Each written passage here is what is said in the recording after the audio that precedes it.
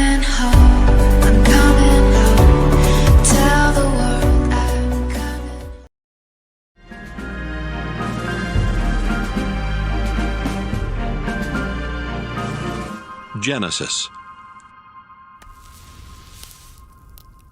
Genesis 1.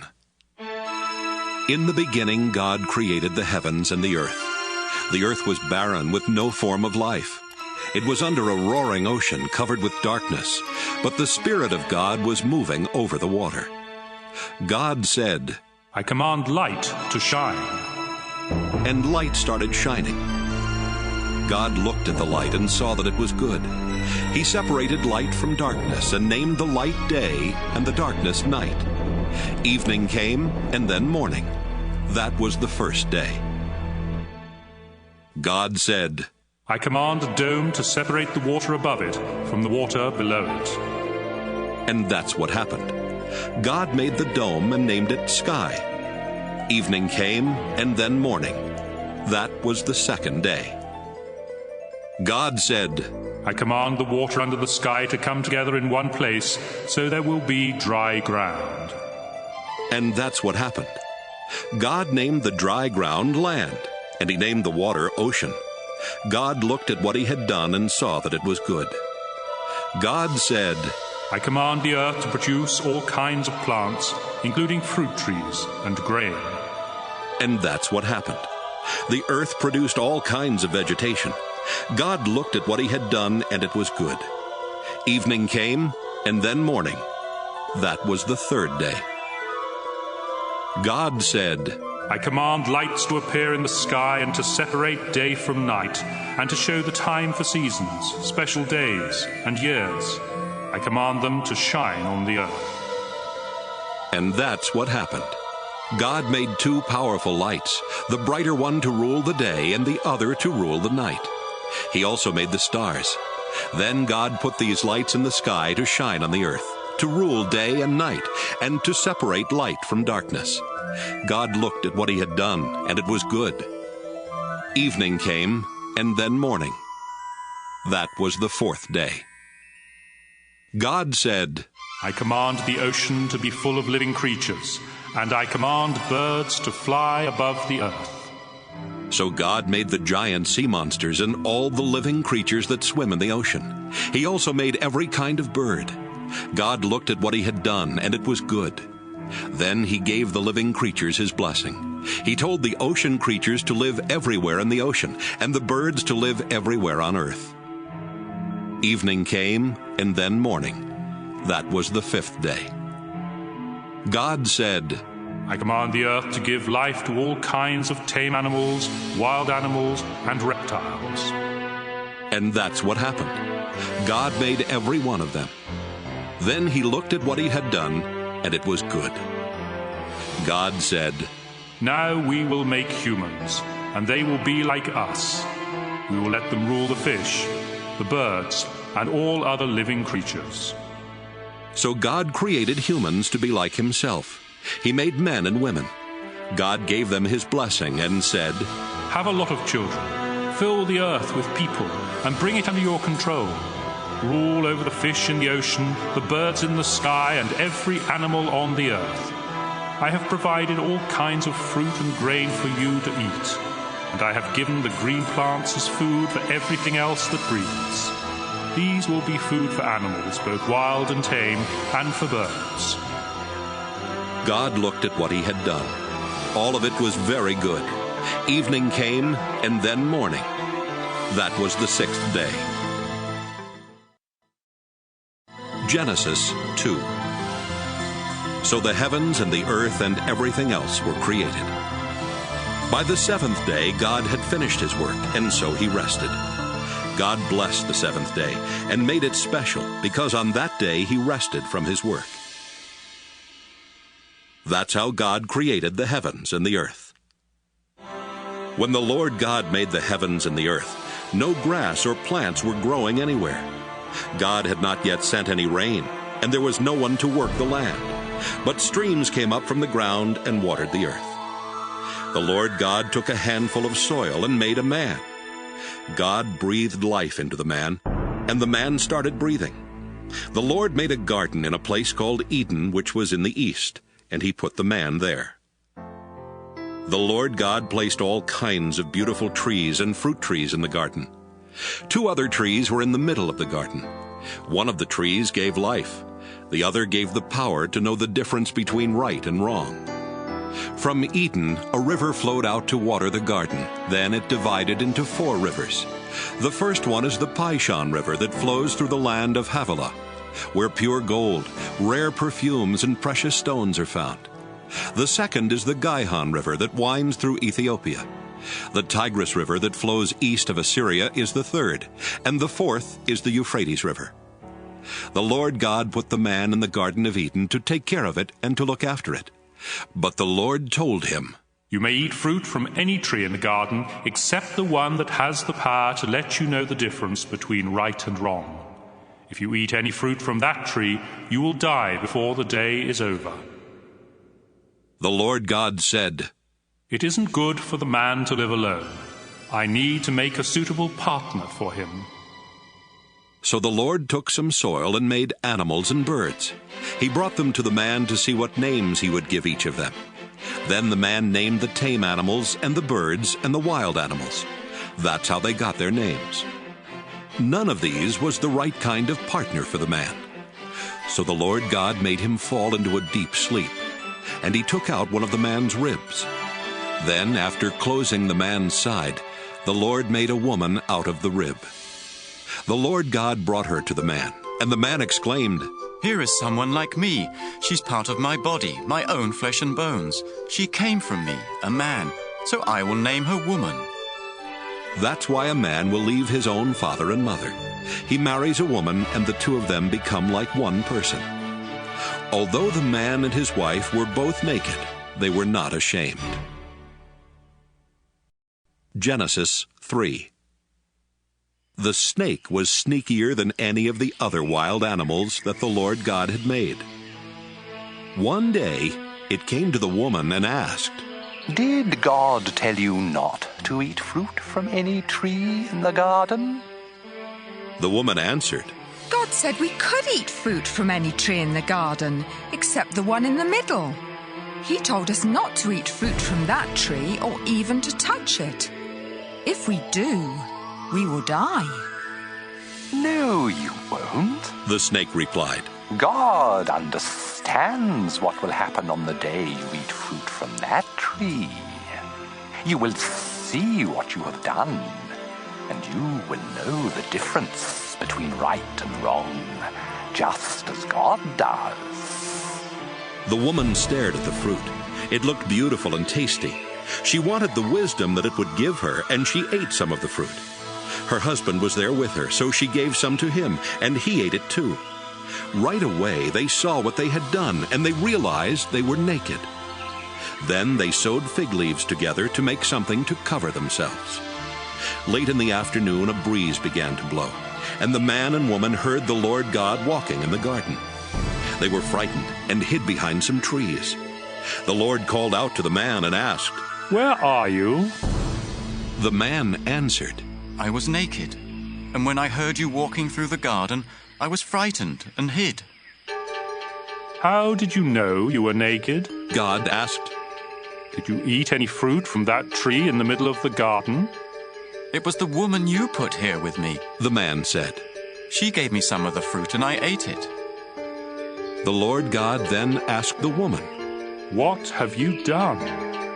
The snake tricked me, she answered. and I ate some of that fruit. So the Lord God said to the snake, Because of what you have done, you will be the only animal to suffer this curse. For as long as you live, you will crawl on your stomach and eat dirt. You and this woman will hate each other. Your descendants and hers will always be enemies. One of hers will strike you on the head, and you will strike him on the heel. Then the Lord said to the woman, You will suffer terribly when you give birth, but you will still desire your husband, and he will rule over you. The Lord said to the man, You listened to your wife and ate fruit from that tree. And so the ground will be under a curse because of what you did. As long as you live, you will have to struggle to grow enough food. Your food will be plants, but the ground will produce thorns and thistles. You will have to sweat to earn a living. You were made out of soil, and you will once again turn into soil. The man Adam named his wife Eve because she would become the mother of all who live. Then the Lord God made clothes out of animal skins for the man and his wife. The Lord said, These people now know the difference between right and wrong, just as we do. But they must not be allowed to eat fruit from the tree that lets them live forever. So the Lord God sent them out of the Garden of Eden, where they would have to work the ground from which the man had been made. Then God put winged creatures at the entrance to the garden and a flaming, flashing sword to guard the way to the life-giving tree. Genesis 4.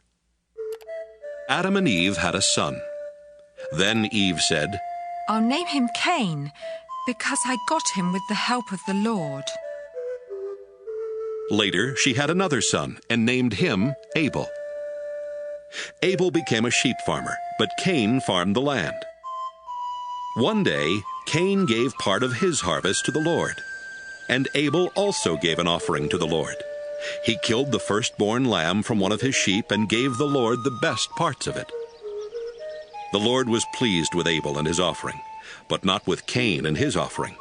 This made Cain so angry that he could not hide his feelings. The Lord said to Cain, What's wrong with you? Why do you have such an angry look on your face? If you had done the right thing, you would be smiling.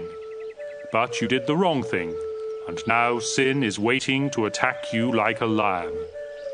Sin wants to destroy you, but don't let it. Cain said to his brother Abel, Let's go for a walk.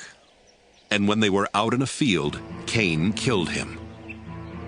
Afterwards, the Lord asked Cain, Where is Abel? How should I know? He answered. Am I supposed to look after my brother? Then the Lord said, Why have you done this terrible thing? You killed your own brother, and his blood flowed onto the ground. Now his blood is calling out for me to punish you, and so I'll put you under a curse. Because you killed Abel and made his blood run out on the ground, you will never be able to farm the land again. If you try to farm the land, it won't produce anything for you. From now on, you'll be without a home, and you'll spend the rest of your life wandering from place to place. This punishment is too hard. Cain said, You're making me leave my home and live far from you. I will have to wander about without a home, and just anyone could kill me. No, the Lord answered. Anyone who kills you will be punished 7 times worse than I am punishing you. So the Lord put a mark on Cain to warn everyone not to kill him. But Cain had to go far from the Lord and live in the land of wandering, which is east of Eden. Later, Cain and his wife had a son named Enoch. At the time, Cain was building a town, and so he named it Enoch after his son. Then Enoch had a son named Irad, who had a son named Mehujael, who had a son named Methushael, who had a son named Lamech. Lamech married Ada, then Zillah. Lamech and Ada had 2 sons, Jabal and Jubal. Their son Jabal was the first to live in tents and raise sheep and goats. Jubal was the first to play harps and flutes. Lamech and Zillah had a son named Tubal-Cain, who made tools out of bronze and iron. They also had a daughter whose name was Naamah. One day Lamech said to his 2 wives, A young man wounded me, and I killed him. Anyone who tries to get even with me will be punished 10 times more than anyone who tries to get even with Cain. Adam and his wife had another son. They named him Seth because they said, God has given us a son to take the place of Abel, who was killed by his brother Cain. Later, Seth had a son and named him Enosh. About this time, people started worshiping the Lord. Genesis 5. God created men and women to be like himself. He gave them his blessing and called them human beings. This is a list of the descendants of Adam, the first man. When Adam was 130, he had a son who was just like him, and he named him Seth. Adam had more children and died at the age of 930. When Seth was 105, he had a son named Enosh. Seth had more children and died at the age of 912. When Enosh was 90, he had a son named Kenan. Enosh had more children and died at the age of 905. When Kenan was 70, he had a son named Mahalalel. Kenan had more children and died at the age of 910. When Mahalalel was 65, he had a son named Jared. Mahalalel had more children and died at the age of 895. When Jared was 162, he had a son named Enoch. Jared had more children and died at the age of 962. When Enoch was 65, he had a son named Methuselah, and during the next 300 years he had more children. Enoch truly loved God, and God took him away at the age of 365. When Methuselah was 187, he had a son named Lamech. Methuselah had more children, and died at the age of 969. When Lamech was 182, he had a son. Lamech said, "I'll name him Noah, because he will give us comfort as we struggle hard to make a living on this land that the Lord has put under a curse." Lamech had more children and died at the age of 777. After Noah was 500 years old, he had 3 sons and named them Shem, Ham, and Japheth. Genesis 6. More and more people were born until finally they spread all over the earth. Some of their daughters were so beautiful that supernatural beings came down and married the ones they wanted. Then the Lord said, I won't let my life-giving breath remain in anyone forever. No one will live for more than 120 years.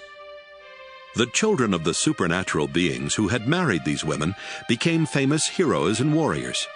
They were called Nephilim, and lived on the earth at that time and even later. The Lord saw how bad the people on earth were, and that everything they thought and planned was evil. He was very sorry that he had made them, and he said, I'll destroy every living creature on earth. I'll wipe out people, animals, birds, and reptiles. I'm sorry I ever made them. But the Lord was pleased with Noah, and this is the story about him. Noah was the only person who lived right and obeyed God. He had 3 sons, Shem, Ham, and Japheth. God knew that everyone was terribly cruel and violent, so he told Noah, Cruelty and violence have spread everywhere. Now I'm going to destroy the whole earth and all its people. Get some good lumber and build a boat. Put rooms in it and cover it with tar inside and out. Make it 450 feet long, 75 feet high, and 45 feet wide.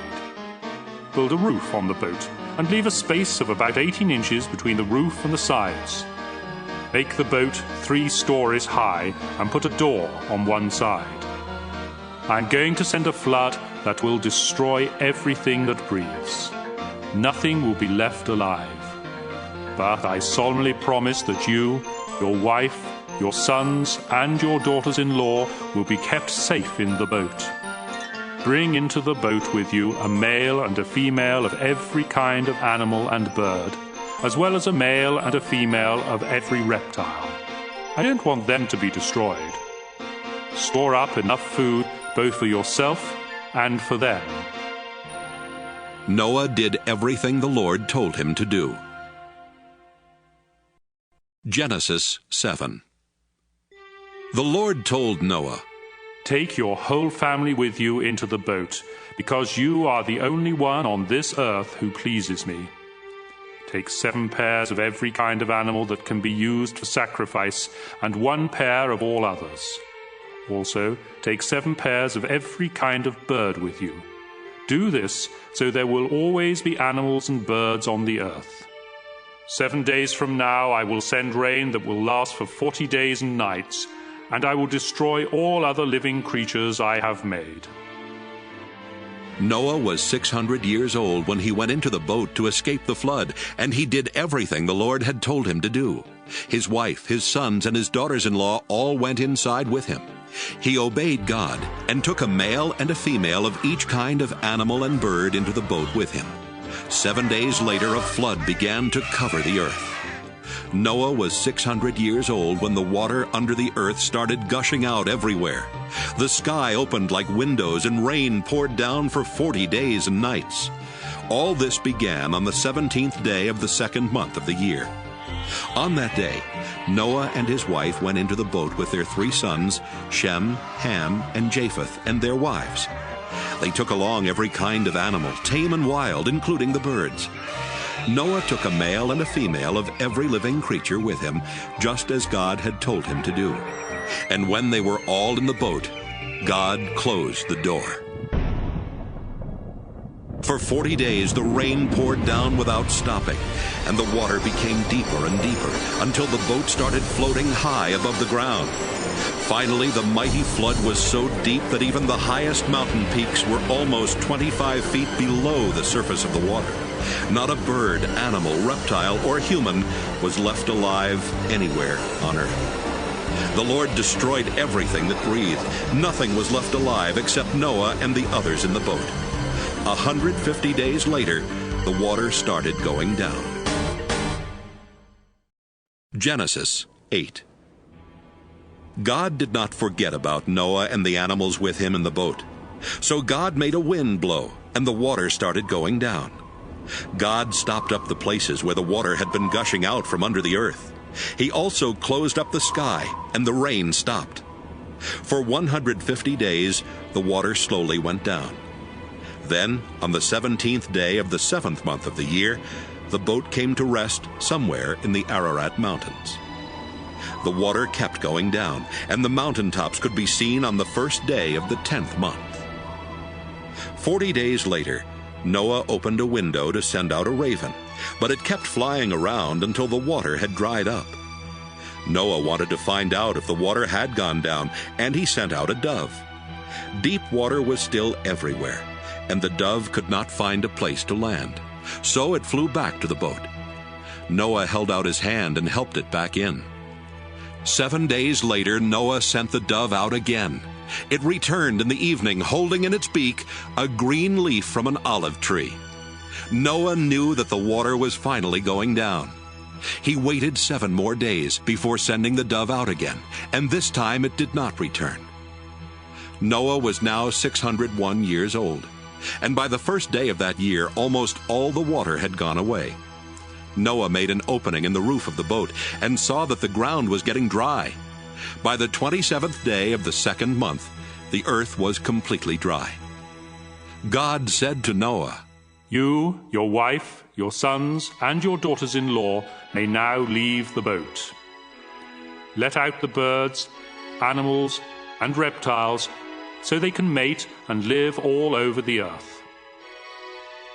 After Noah and his family had gone out of the boat, the living creatures left in groups of their own kind. Noah built an altar where he could offer sacrifices to the Lord. Then he offered on the altar one of each kind of animal and bird that could be used for a sacrifice. The smell of the burning offering pleased God, and he said, Never again will I punish the earth for the sinful things its people do.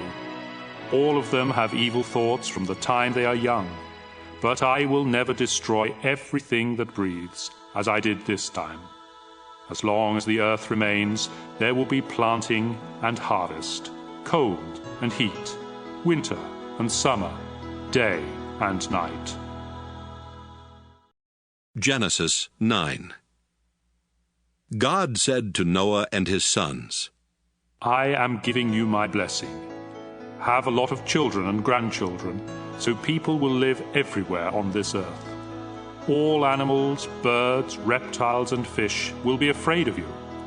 I have placed them under your control, and I have given them to you for food. From now on, you may eat them as well as the green plants that you have always eaten. But life is in the blood, and you must not eat any meat that still has blood in it. I created humans to be like me, and I will punish any animal or person that takes a human life.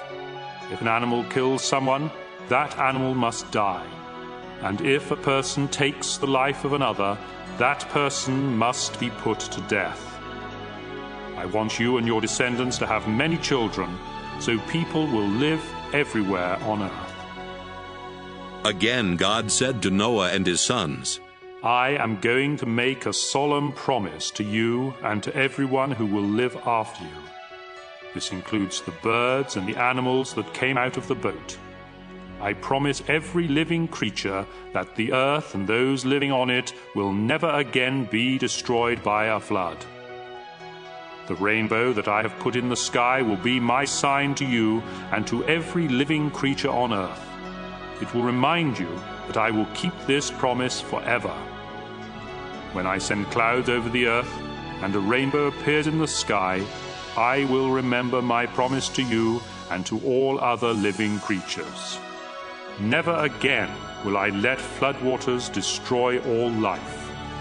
When I see the rainbow in the sky, I will always remember the promise that I have made to every living creature. The rainbow will be the sign of that solemn promise. Noah and his sons, Shem, Ham, and Japheth, came out of the boat. Ham later had a son named Canaan. All people on earth are descendants of Noah's 3 sons. Noah farmed the land and was the first to plant a vineyard. One day he got drunk and was lying naked in his tent. Ham entered the tent and saw him naked, then went back outside and told his brothers.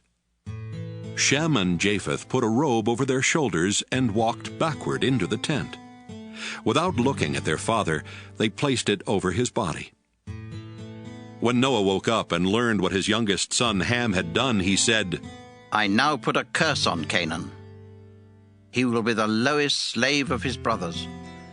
I ask the Lord my God to bless Shem and make Canaan his slave. I pray that the Lord will give Japheth more and more land, and let him take over the territory of Shem. May Canaan be his slave. Noah lived 350 years after the flood, and died at the age of 950. Genesis 10. After the flood, Shem, Ham, and Japheth had many descendants. Japheth's descendants had their own languages, tribes, and land. They were Gomer, Magog, Madai, Javan, Tubal, Meshech, and Tyrus.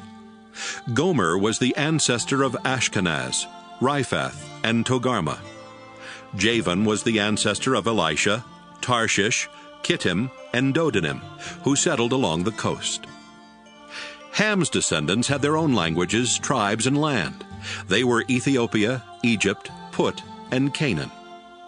Cush was the ancestor of Seba, Havilah, Sabta, Raamah, and Sabteka. Raamah was the ancestor of Sheba and Dedan. Cush was also the ancestor of Nimrod, a mighty warrior whose strength came from the Lord. Nimrod is the reason for the saying, "You hunt like Nimrod with the strength of the Lord." Cush first ruled in Babylon, Erech, and Akkad, all of which were in Babylonia. From there, Nimrod went to Assyria and built the great city of Nineveh. He also built Rehoboth-ur and Calah, as well as Resen, which is between Nineveh and Calah. Egypt was the ancestor of Ludim, Anamim, Lahabim, Naphtuhim, Pathrusim, Casluhim, and Caphtorim, the ancestor of the Philistines. Canaan's sons were Sidon and Heth. He was also the ancestor of the Jebusites, the Amorites, the Girgashites, the Hivites, the Arkites, the Sinites, the Arvadites, the Zemarites, and the Hamathites. Later, the Canaanites spread from the territory of Sidon and went as far as Gaza in the direction of Gerar. They also went as far as Lasha in the direction of Sodom, Gomorrah, Admah, and Zeboim. Shem's descendants had their own languages, tribes, and land. He was the older brother of Japheth and the ancestor of the tribes of Eber. Shem was the ancestor of Elam, Asher, Arpachshad, Lud, and Aram. Aram was the ancestor of Uz, Hul, Jether, and Mash. Arpachshad was the father of Shelah and the grandfather of Eber, whose first son was named Peleg, because it was during his time that tribes divided up the earth. Eber's second son was Joktan. Joktan was the ancestor of Almodad, Sheleph, Hazarmaveth, Jireh, Hadoram, Uzal, Diklah, Obal, Abimael, Sheba, Ophir, Havilah, and Jobab. Their land reached from Mesha in the direction of Sephir, the hill country in the east. This completes the list of Noah's descendants. After the flood, their descendants became nations and spread all over the world. Genesis 11. At first, everyone spoke the same language. But after some of them moved from the east and settled in Babylonia, they said, "Let's build a city with a tower that reaches to the sky. We'll use hard bricks and tar instead of stone and mortar. We'll become famous, and we won't be scattered all over the world." But when the Lord came down to look at the city and the tower, he said, These people are working together because they all speak the same language. This is just the beginning. Soon they will be able to do anything they want. Come on, let's go down and confuse them by making them speak different languages. Then they won't be able to understand each other. So the people had to stop building the city because the Lord confused their language and scattered them all over the earth. That's how the city of Babel got its name. 2 years after the flood, when Shem was 100, he had a son named Arpachshad. He had more children and died at the age of 600. This is a list of his descendants. When Arpachshad was 35, he had a son named Shelah. Arpachshad had more children and died at the age of 438. When Shelah was 30, he had a son named Eber. Shelah had more children and died at the age of 433. When Eber was 34, he had a son named Peleg. Eber had more children and died at the age of 464. When Peleg was 30, he had a son named Reu. Peleg had more children and died at the age of 239. When Reu was 32, he had a son named Serug. Reu had more children and died at the age of 239. When Serug was 30, he had a son named Nahor. Serug had more children and died at the age of 230. When Nahor was 29, he had a son named Terah. Nahor had more children and died at the age of 148. After Terah was 70 years old, he had 3 sons, Abram, Nahor, and Haran, who became the father of Lot. Terah's sons were born in the city of Ur in Chaldea, and Haran died there before the death of his father. The following is the story of Terah's descendants. Abram married Sarai, but she was not able to have any children. And Nahor married Milcah, who was the daughter of Haran and the sister of Iscah. Terah decided to move from Ur to the land of Canaan. He took along Abram and Sarai and his grandson Lot, the son of Haran. But when they came to the city of Haran, they decided to settle there instead. Terah lived to be 205 years old and died in Haran. Genesis 12. The Lord said to Abram, Leave your country, your family, and your relatives, and go to the land that I will show you. I will bless you and make your descendants into a great nation. You will become famous and be a blessing to others. I will bless anyone who blesses you, but I will put a curse on anyone who puts a curse on you. Everyone on earth will be blessed because of you. Abram was 75 years old when the Lord told him to leave the city of Haran. He obeyed and left with his wife Sarai, his nephew Lot, and all the possessions and slaves they had gotten while in Haran. When they came to the land of Canaan, Abram went as far as the sacred tree of Moreh in a place called Shechem. The Canaanites were still living in the land at that time, but the Lord appeared to Abram and promised, I will give this land to your family forever.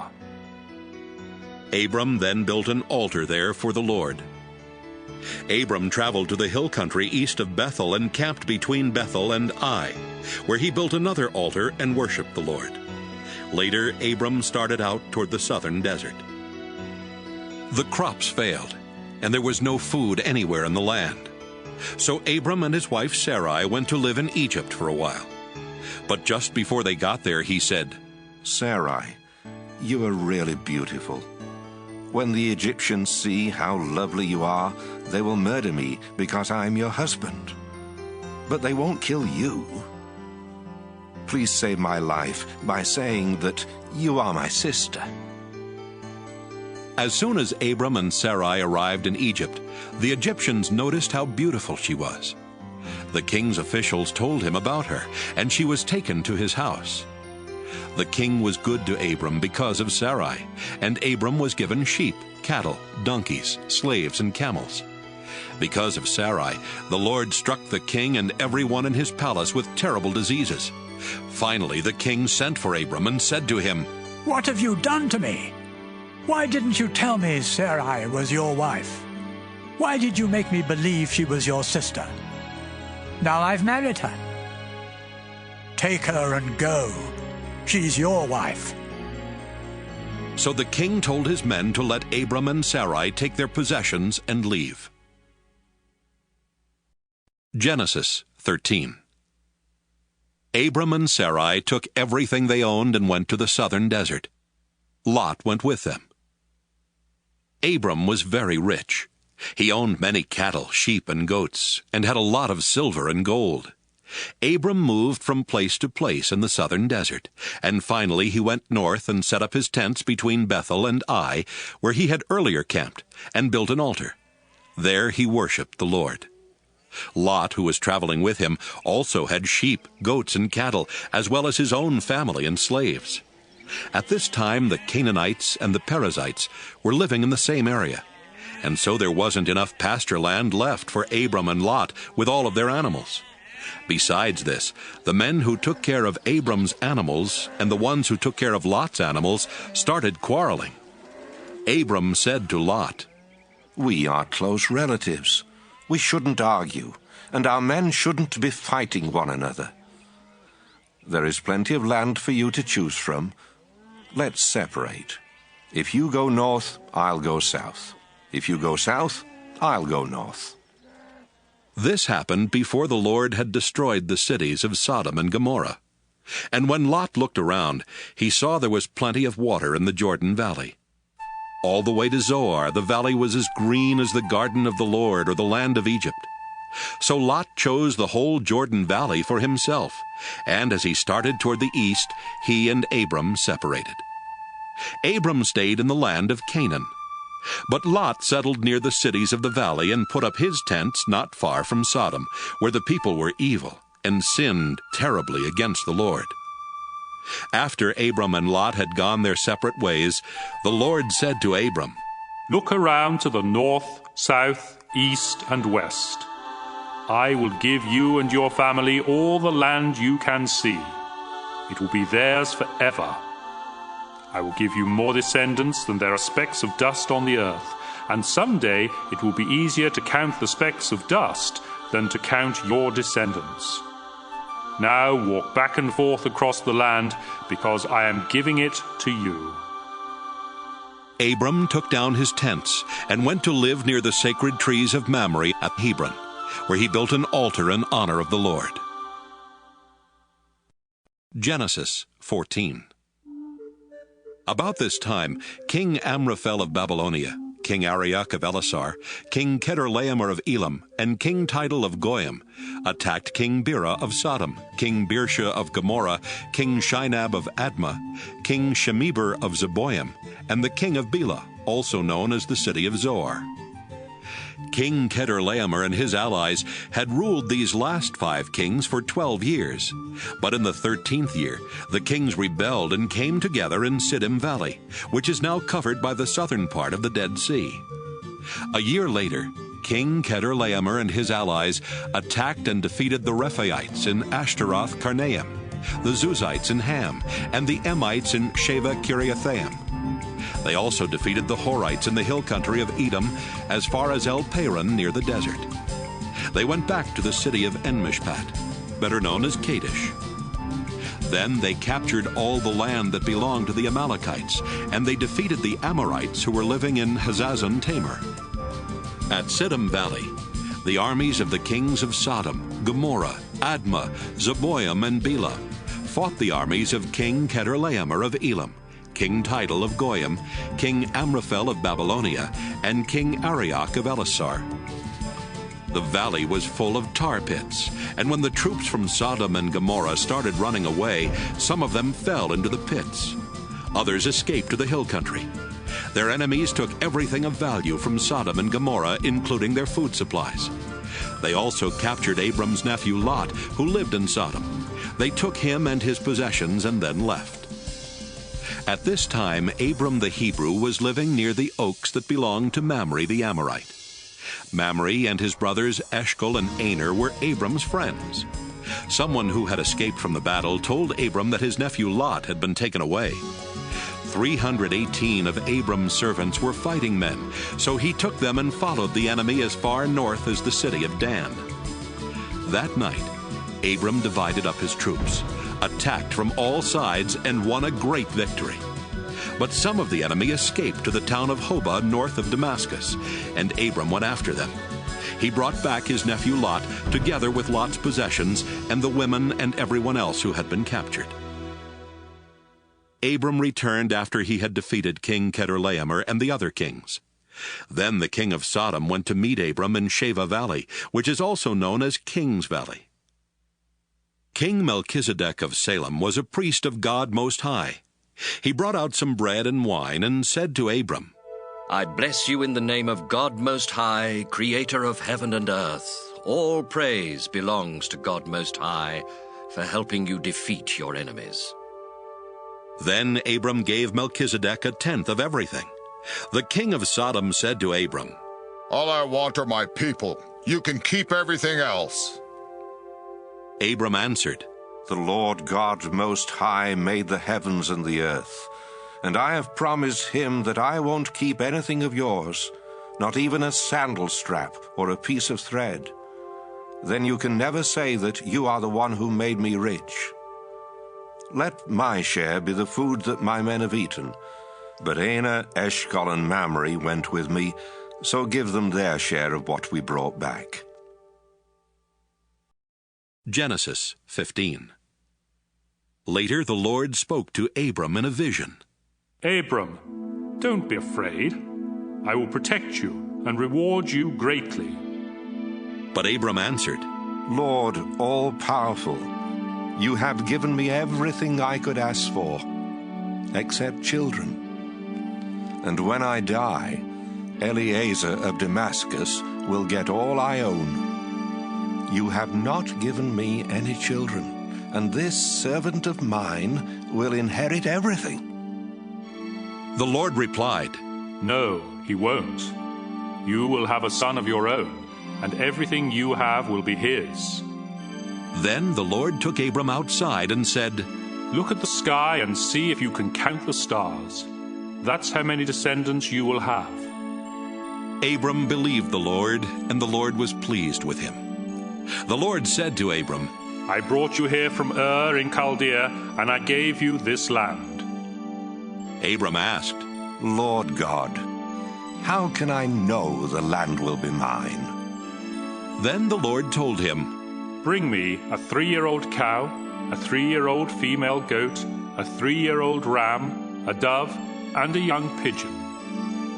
Abram obeyed the Lord. Then he cut the animals in half and laid the 2 halves of each animal opposite each other on the ground. But he did not cut the doves and pigeons in half. And when birds came down to eat the animals, Abram chased them away. As the sun was setting, Abram fell into a deep sleep, and everything became dark and frightening. Then the Lord said, Abram, you will live to an old age and die in peace.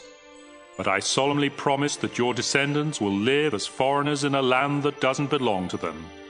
They will be forced into slavery and abused for 400 years.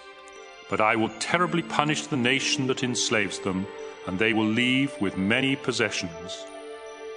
4 generations later, your descendants will return here and take this land, because only then will the people who live here be so sinful that they deserve to be punished. Sometime after sunset, when it was very dark, a smoking cooking pot and a flaming fire went between the 2 halves of each animal. At that time, the Lord made an agreement with Abram and told him, I will give your descendants the land east of the Shihor River on the border of Egypt as far as the Euphrates River. They will possess the land of the Kenites, the Kenizzites, the Cadmonites, the Hittites, the Perizzites, the Rephaites, the Amorites, the Canaanites, the Girgashites, and the Jebusites. Genesis 16. Abram's wife Sarai had not been able to have any children, but she owned a young Egyptian slave woman named Hagar. And Sarai said to Abram, The Lord has not given me any children. Sleep with my slave, and if she has a child, it will be mine. Abram agreed, and Sarai gave him Hagar to be his wife. This happened after Abram had lived in the land of Canaan for 10 years. Later, when Hagar knew she was going to have a baby, she became proud and was hateful to Sarai. Then Sarai said to Abram, It's all your fault. I gave you my slave woman, but she has been hateful to me ever since she found out she was pregnant. You have done me wrong, and you will have to answer to the Lord for this. Abram said, All right. She's your slave, and you can do whatever you want with her. But Sarai began treating Hagar so harshly that she finally ran away. Hagar stopped to rest at a spring in the desert on the road to Shur. While she was there, the angel of the Lord came to her and asked, Hagar, where have you come from, and where are you going? She answered, I'm running away from Sarah, my owner. The angel said, Go back to Sarai and be her slave. I will give you a son who will be called Ishmael, because I have heard your cry for help. And later I will give you so many descendants that no one will be able to count them all. But your son will live far from his relatives. He will be like a wild donkey, fighting everyone, and everyone fighting him. Hagar thought, Have I really seen God and lived to tell about it? So from then on she called him the God who sees me. That's why people call the well between Kadesh and Bered the well of the living one who sees me. Abram was 86 years old when Hagar gave birth to their son, and he named him Ishmael. Genesis 17. Abram was 99 years old when the Lord appeared to him again and said, I am God all-powerful. If you obey me and always do right, I will keep my solemn promise to you and give you more descendants than can be counted. Abram bowed with his face to the ground. And God said, I promise that you will be the father of many nations.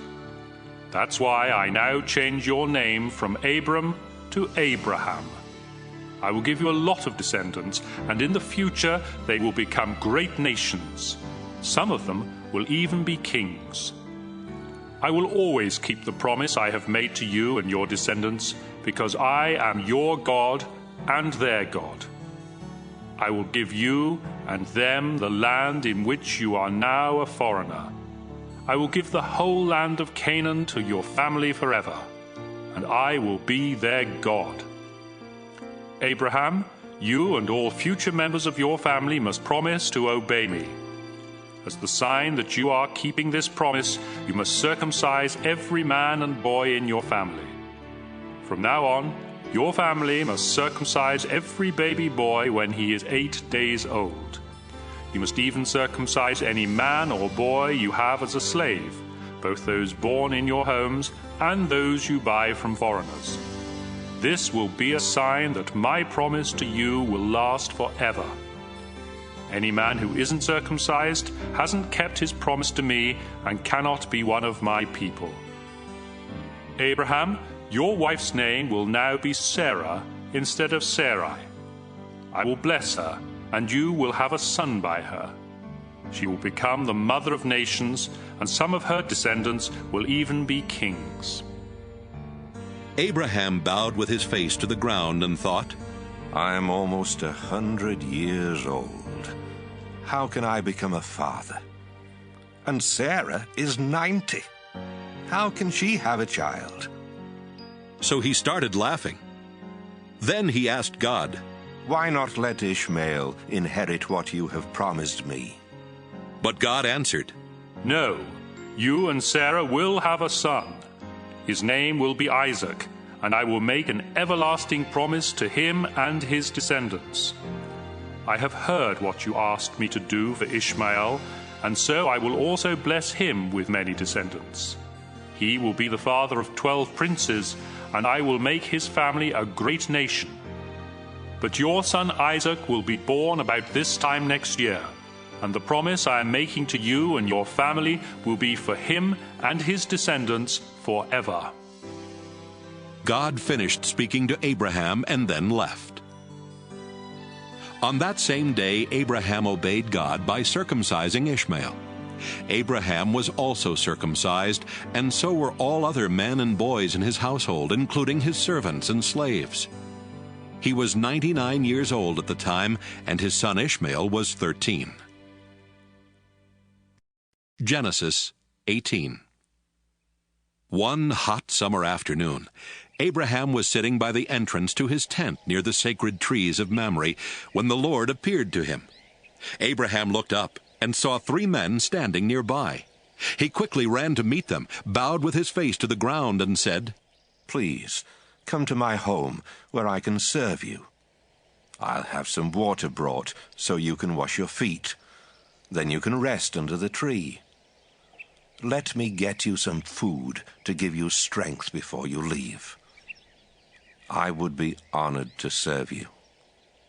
"Thank you very much," they answered. "We accept your offer."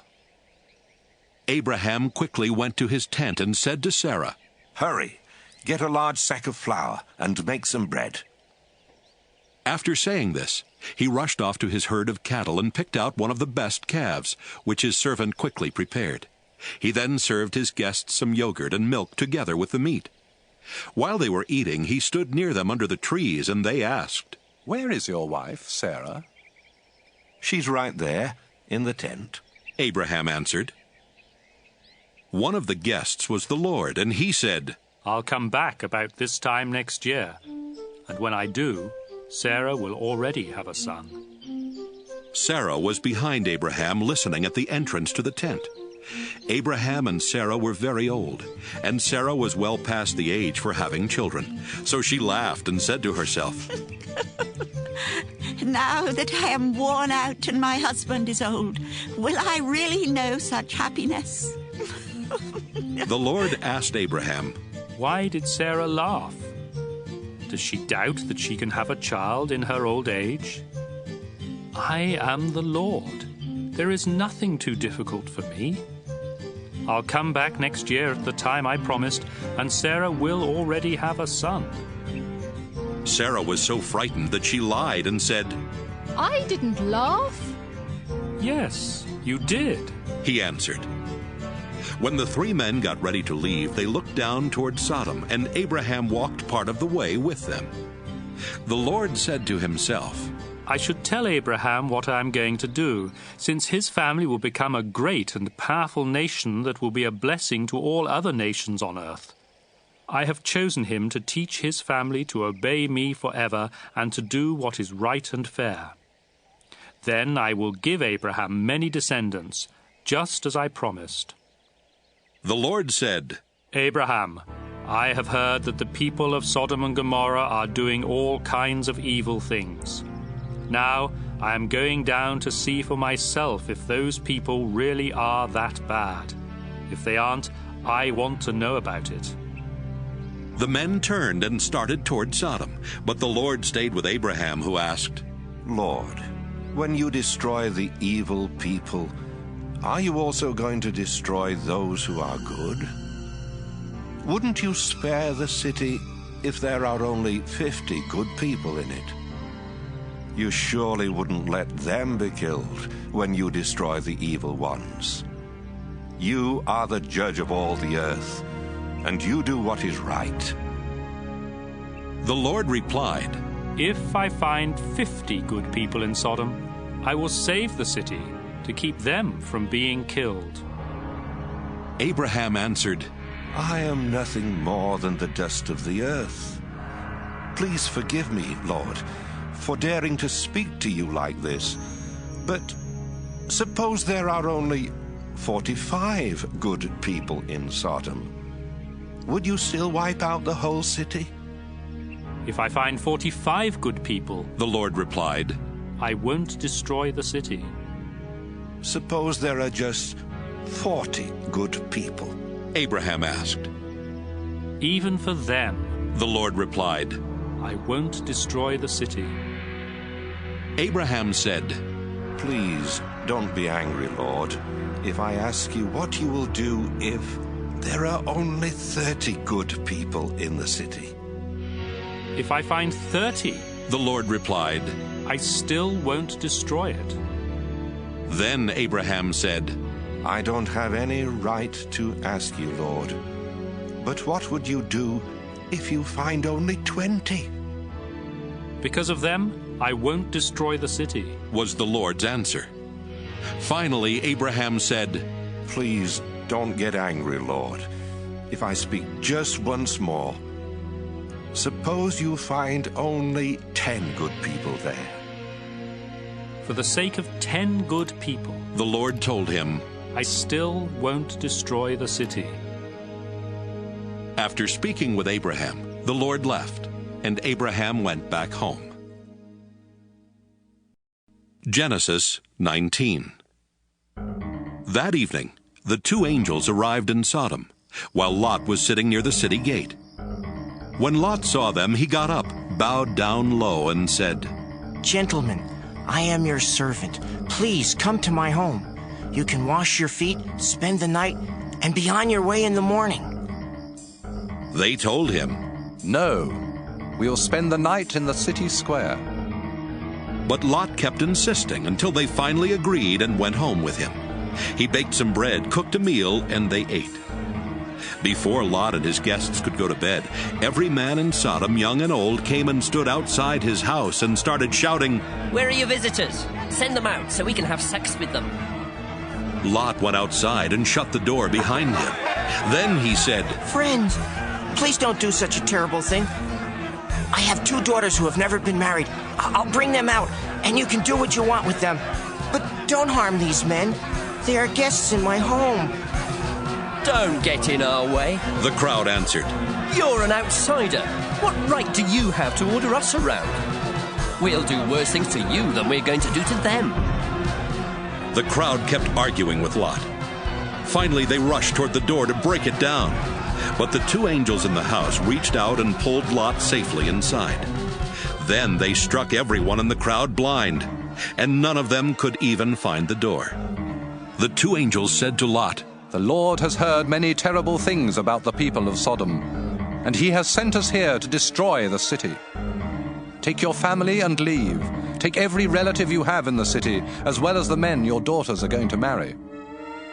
Lot went to the men who were engaged to his daughters and said, Hurry and get out of here. The Lord is going to destroy this city.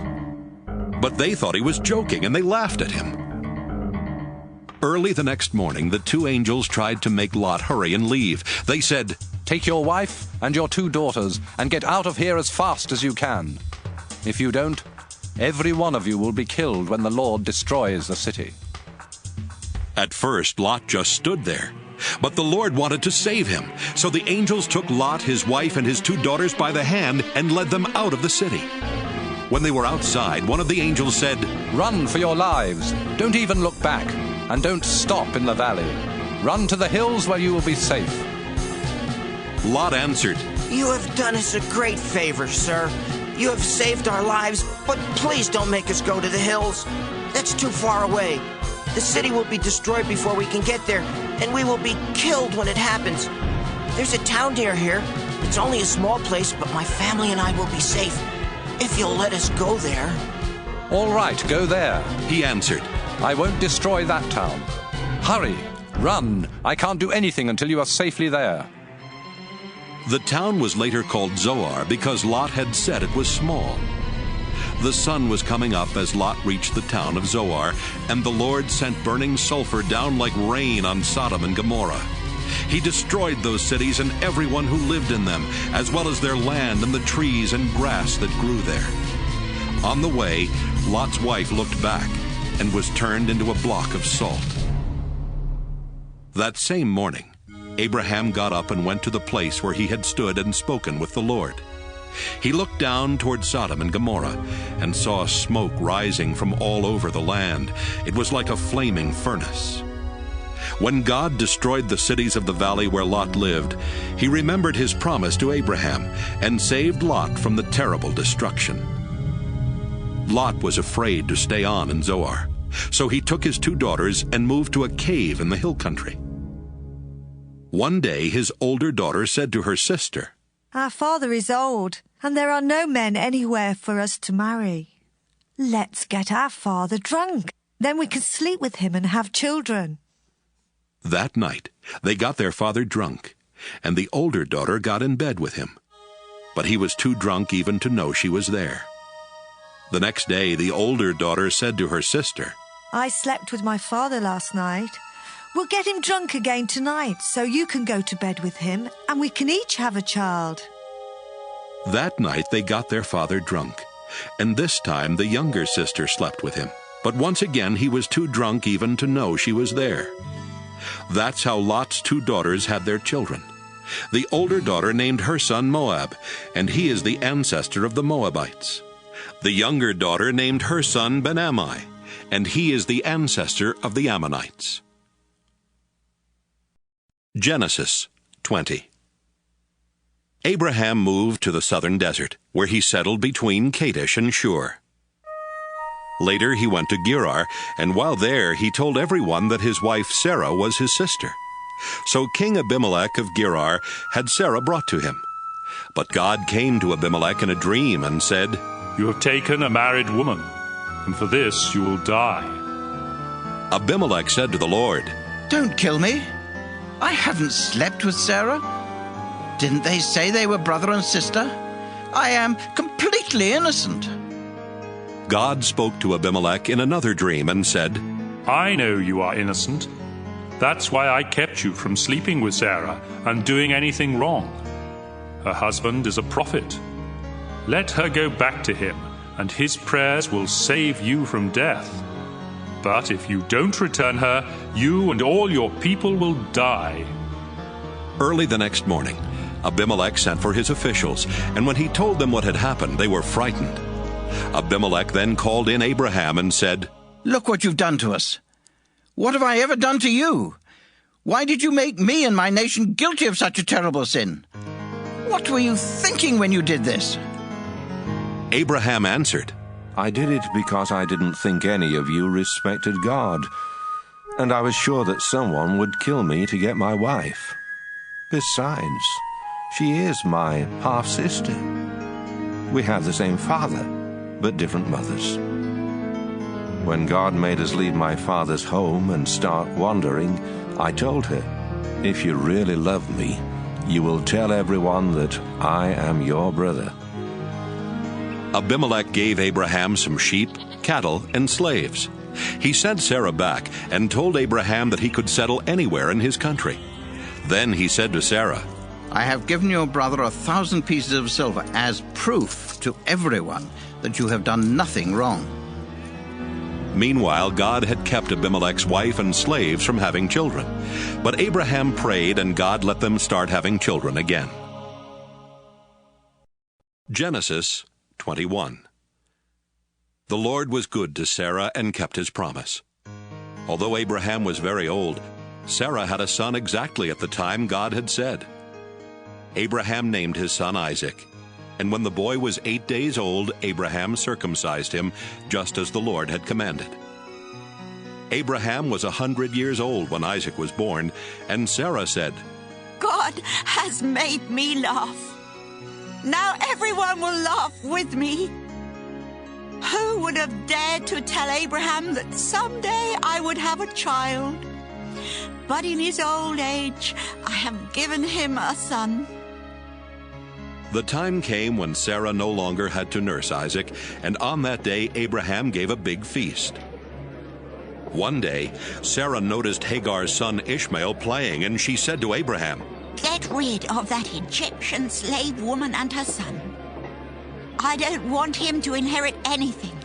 It should all go to my son. Abraham was worried about Ishmael, but God said, Abraham, don't worry about your slave woman and the boy. Just do what Sarah tells you. Isaac will inherit your family name, but the son of the slave woman is also your son, and I will make his descendants into a great nation. Early the next morning, Abraham gave Hagar an animal skin full of water and some bread. Then he put the boy on her shoulder and sent them away. They wandered around in the desert near Beersheba, and after they had run out of water, Hagar put her son under a bush. Then she sat down a long way off because she could not bear to watch him die, and she cried bitterly. When God heard the boy crying, the angel of God called out to Hagar from heaven and said, Hagar, why are you worried? Don't be afraid. I have heard your son crying. Help him up and hold his hand, because I will make him the father of a great nation. Then God let her see a well. So she went to the well and filled the skin with water, then gave some to her son. God blessed Ishmael, and as the boy grew older, he became an expert with his bow and arrows. He lived in the Paran desert, and his mother chose an Egyptian woman for him to marry. About this time, Abimelech and his army commander Phicol said to Abraham, God blesses everything you do. Now I want you to promise in the name of God that you will always be loyal to me and my descendants, just as I have always been loyal to you in this land where you have lived as a foreigner. And so Abraham promised. One day, Abraham told Abimelech, Some of your servants have taken over one of my wells. This is the first I've heard about it, Abimelech replied. Why haven't you said something before? I don't have any idea who did it. Abraham gave Abimelech some sheep and cattle, and then the two men made a peace treaty. Abraham separated 7 female lambs from his flock of sheep, and Abimelech asked, Why have you done this? Abraham told him, I want you to accept these 7 lambs as proof that I dug this well. So they called the place Beersheba, because they made a treaty there. When the treaty was completed, Abimelech and his army commander Phicol went back to the land of the Philistines. Abraham planted a tamarisk tree in Beersheba and worshipped the eternal Lord God. Then Abraham lived a long time as a foreigner in the land of the Philistines. Genesis 22. Some years later, God decided to test Abraham, so he spoke to him. Abraham answered, Here I am, Lord. The Lord said, Go, get Isaac, your only son, the one you dearly love. Take him to the land of Moriah, and I will show you a mountain, where you must sacrifice him to me on the fires of an altar. So Abraham got up early the next morning and chopped wood for the fire. He put a saddle on his donkey and left with Isaac and 2 servants for the place where God had told him to go. 3 days later, Abraham looked off in the distance and saw the place. He told his servants, Stay here with the donkey, while my son and I go over there to worship. We will come back. Abraham put the wood on Isaac's shoulder, but he carried the hot coals and the knife. As the 2 of them walked along, Isaac said, Father, we have the coals and the wood, but where is the lamb for the sacrifice? My son, Abraham answered, God will provide the lamb. The 2 of them walked on, and when they reached the place that God had told him about, Abraham built an altar and placed the wood on it. Next, he tied up his son and put him on the wood. He then took the knife and got ready to kill his son. But the Lord's angel shouted from heaven, Abraham! Abraham! Here I am, he answered. Don't hurt the boy or harm him in any way. The angel said, Now I know that you truly obey God, because you were willing to offer him your only son. Abraham looked up and saw a ram caught by its horns in the bushes. So he took the ram and sacrificed it in place of his son. Abraham named that place, "The Lord will provide." And even now people say, "On the mountain of the Lord it will be provided." The Lord's angel called out from heaven a second time. You were willing to offer the Lord your only son, and so he makes you this solemn promise. I will bless you and give you such a large family that someday your descendants will be more numerous than the stars in the sky or the grains of sand along the beach. They will defeat their enemies and take over the cities where their enemies live. You have obeyed me, and so you and your descendants will be a blessing to all nations on earth. Abraham and Isaac went back to the servants who had come with him, and they returned to Abraham's home in Beersheba. Abraham's brother Nahor had married Milcah, and Abraham was later told that they had 8 sons. Uz was their firstborn, Buz was next, and then there was Kemuel, who became the father of Aram. Their other 5 sons were Kesed, Hazo, Pildash, Jidlaph, and Bethuel, who became the father of Rebekah. Nahor also had another wife. Her name was Rumah. She had 4 sons, Tebah, Gaham, Tahash, and Maacah. Genesis 23. When Sarah was 127 years old, she died in Kiriath Arba, better known as Hebron, in the land of Canaan. After Abraham had mourned for her, he went to the Hittites and said, I live as a foreigner in your land, and I don't own any property where I can bury my wife. Please, let me buy a piece of land. Sir, they answered, you're an important man. Choose the best place to bury your wife. None of us would refuse you a resting place for your dead. Abraham bowed down and replied, If you are willing to let me bury my wife here, please ask Zohar's son Ephron to sell me Machpelah Cave at the end of his field. I'll pay what it's worth, and all of you can be witnesses. Ephron was sitting there near the city gate when Abraham made this request, and he answered, Sir, the whole field, including the cave, is yours. With my own people as witnesses, I freely give it to you as a burial place for your dead. Once again Abraham bowed down and said to Ephron, In front of these witnesses, I offer you the full price so I can bury my wife. Please accept my offer. But, sir, the man replied, the property is worth only 400 pieces of silver. Why should we haggle over such a small amount? Take the land, it's yours. Abraham accepted Ephron's offer and paid him the 400 pieces of silver in front of everyone at the city gate. That's how Abraham got Ephron's property east of Hebron, which included the field with all its trees, as well as Machpelah Cave at the end of the field. So Abraham buried his wife Sarah in Machpelah Cave that was in the field he had bought from the Hittites.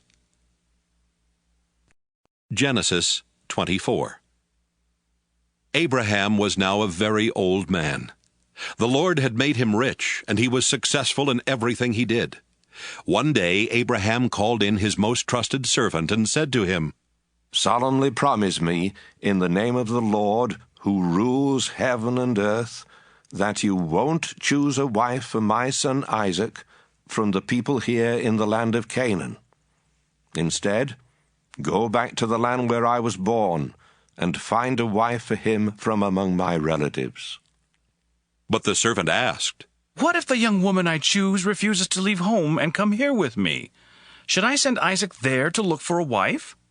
No, Abraham answered. Don't ever do that, no matter what. The Lord who rules heaven brought me here from the land where I was born, and promised that he would give this land to my descendants forever. When you go back there, the Lord will send his angel ahead of you to help you find a wife for my son. If the woman refuses to come along, you don't have to keep this promise. But don't ever take my son back there. So the servant gave Abraham his word that he would do everything he had been told to do. Soon after that, the servant loaded 10 of Abraham's camels with valuable gifts. Then he set out for the city in northern Syria where Abraham's brother Nahor lived. When he got there, he let the camels rest near the well outside the city. It was late afternoon, the time when the women came out for water. The servant prayed, "You, Lord, are the God my master Abraham worships. Please keep your promise to him and let me find a wife for Isaac today. The young women of the city will soon come to this well for water, and I'll ask one of them for a drink. If she gives me a drink and then offers to get some water for my camels, I'll know she is the one you have chosen and that you have kept your promise to my master." While he was still praying, a beautiful unmarried young woman came by with a water jar on her shoulder. She was Rebekah, the daughter of Bethuel, the son of Abraham's brother Nahor, and his wife Milcah. Rebekah walked past Abraham's servant, then went over to the well and filled her water jar. When she started back, Abraham's servant ran to her and said, "Please, let me have a drink of water." "I'll be glad to," she answered. Then she quickly took the jar from her shoulder and held it while he drank. After he had finished, she said, "Now I'll give your camels all the water they want." She quickly poured out water for them, and she kept going back for more until his camels had drunk all they wanted. Abraham's servant did not say a word, but he watched everything Rebekah did, because he wanted to know for certain if this was the woman the Lord had chosen. The servant had brought along an expensive gold ring and 2 large gold bracelets. When Rebekah had finished bringing the water, he gave her the ring for her nose and the bracelets for her arms. Then he said, "Please, tell me who your father is. Does he have room in his house for me and my men to spend the night?" She answered, "My father is Bethuel, the son of Nahor and Milcah. We have a place where you and your men can stay, and we also have enough straw and feed for your camels." Then the servant bowed his head and prayed, "I thank you, Lord God of my master Abraham. You have led me to his relatives and kept your promise to him." Rebekah ran straight home and told her family everything. Her brother Laban heard her tell what the servant had said, and he saw the ring and the bracelet she was wearing. So Laban ran out to Abraham's servant, who was standing by his camels at the well. Then Laban said, "The Lord has brought you safely here. Come home with me. There's no need for you to keep on standing outside. I have a room ready for you in our house, and there's also a place for your camels." Abraham's servant went home with Laban, where Laban's servants unloaded his camels and gave them straw and feed. Then they brought water into the house, so Abraham's servant and his men could wash their feet. After that, they brought in food. But the servant said, "Before I eat, I must tell you why I have come."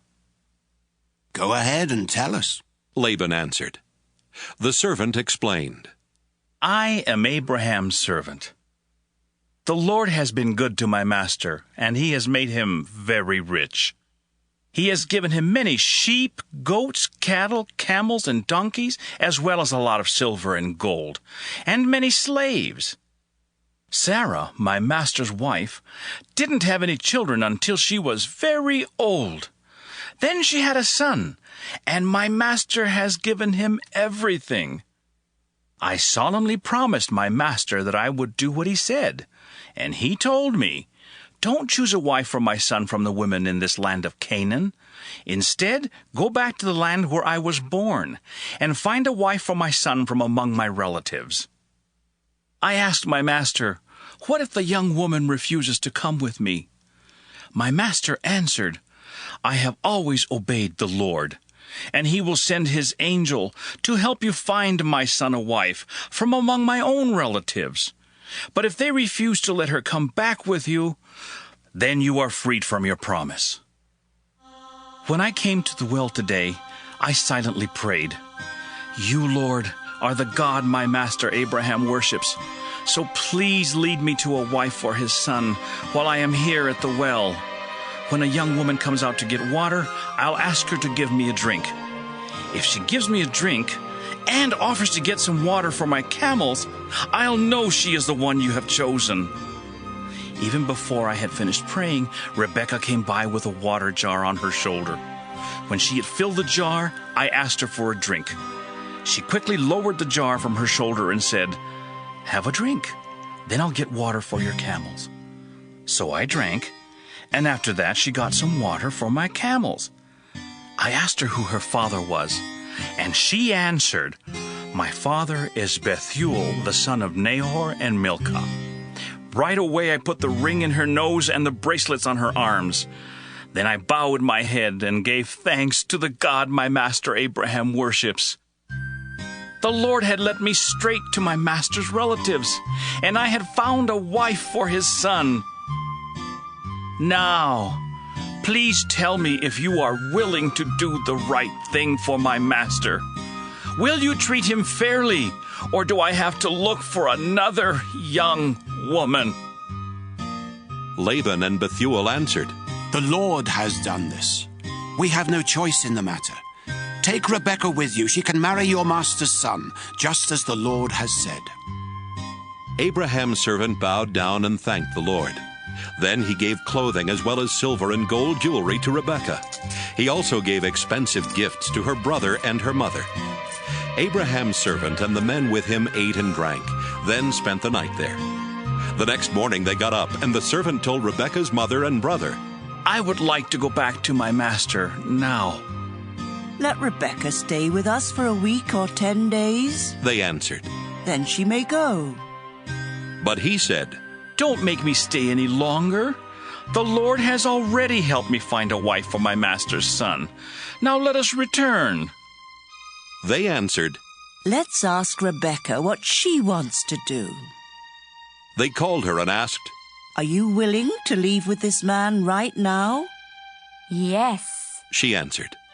So they agreed to let Rebekah and an old family servant woman leave immediately with Abraham's servant and his men. They gave Rebekah their blessing and said, "We pray that God will give you many children and grandchildren, and that he will help them defeat their enemies." Afterwards, Rebekah and the young women who were to travel with her prepared to leave. Then they got on camels and left with Abraham's servant and his men. At that time, Isaac was living in the southern part of Canaan near a place called the Well of the Living One Who Sees Me. One evening he was walking out in the fields when suddenly he saw a group of people approaching on camels, so he started toward them. Rebekah saw him coming. She got down from her camel and asked, "Who is that man?" "He is my master, Isaac," the servant answered. Then Rebekah covered her face with her veil. The servant told Isaac everything that had happened. Isaac took Rebekah into the tent where his mother had lived before she died, and Rebekah became his wife. He loved her and was comforted over the loss of his mother. Genesis 25. Abraham married Keturah, and they had 6 sons: Zimran, Jokshan, Medan, Midian, Ishbak, and Shua. Later, Jokshan became the father of Sheba and Dedan. And when Dedan grew up, he had 3 sons, Ashurim, Letushim, and Laamim. Midian also had 5 sons, Ephah, Epher, Hanok, Abida, and Eldaah. While Abraham was still alive, he gave gifts to the son of Hagar and Keturah. He also sent their sons to live in the east far from his son Isaac, and when Abraham died, he left everything to Isaac. Abraham died at the ripe old age of 175. His sons Isaac and Ishmael buried him east of Hebron in Machpelah Cave, that was part of the field Abraham had bought from Ephron, son of Zohar the Hittite. Abraham was buried there beside his wife Sarah. God blessed Isaac after this, and Isaac moved to a place called the Well of the Living One Who Sees Me. Ishmael was the son of Abraham and Hagar, the slave woman of Sarah.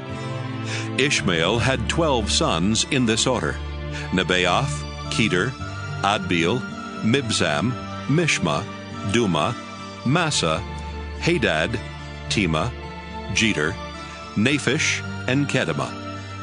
Each of Ishmael's sons was a tribal chief, and a village was named after each of them. Ishmael had settled in the land east of his brothers, and his sons settled everywhere from Havilah to Shur. east of Egypt on the way to Asher. Ishmael was 137 when he died. Isaac was the son of Abraham, and he was 40 years old when he married Rebekah, the daughter of Bethuel. She was also the sister of Laban the Aramean from northern Syria. Almost 20 years later, Rebekah still had no children. So Isaac asked the Lord to let her have a child, and the Lord answered his prayer. Before Rebekah gave birth, she knew she was going to have twins because she could feel them inside her fighting each other. She thought, "Why is this happening to me?" Finally, she asked the Lord why her twins were fighting, and he told her, "Your 2 sons will become 2 separate nations. The younger of the 2 will be stronger, and the older son will be his servant." When Rebekah gave birth, the first baby was covered with red hair, so he was named Esau. The second baby grabbed onto his brother's heel, so they named him Jacob. Isaac was 60 years old when they were born. As Jacob and Esau grew older, Esau liked the outdoors and became a good hunter, while Jacob settled down and became a shepherd. Esau would take the meat of wild animals to his father Isaac, and so Isaac loved him more. But Jacob was his mother's favorite son. One day, Jacob was cooking some stew when Esau came home hungry and said, "I'm starving to death. Give me some of that red stew right now." That's how Esau got the name Edom. Jacob replied, "Sell me your rights as the firstborn son." "I'm about to die," Esau answered. "What good will those rights do me?" But Jacob said, "Promise me your birthrights here and now."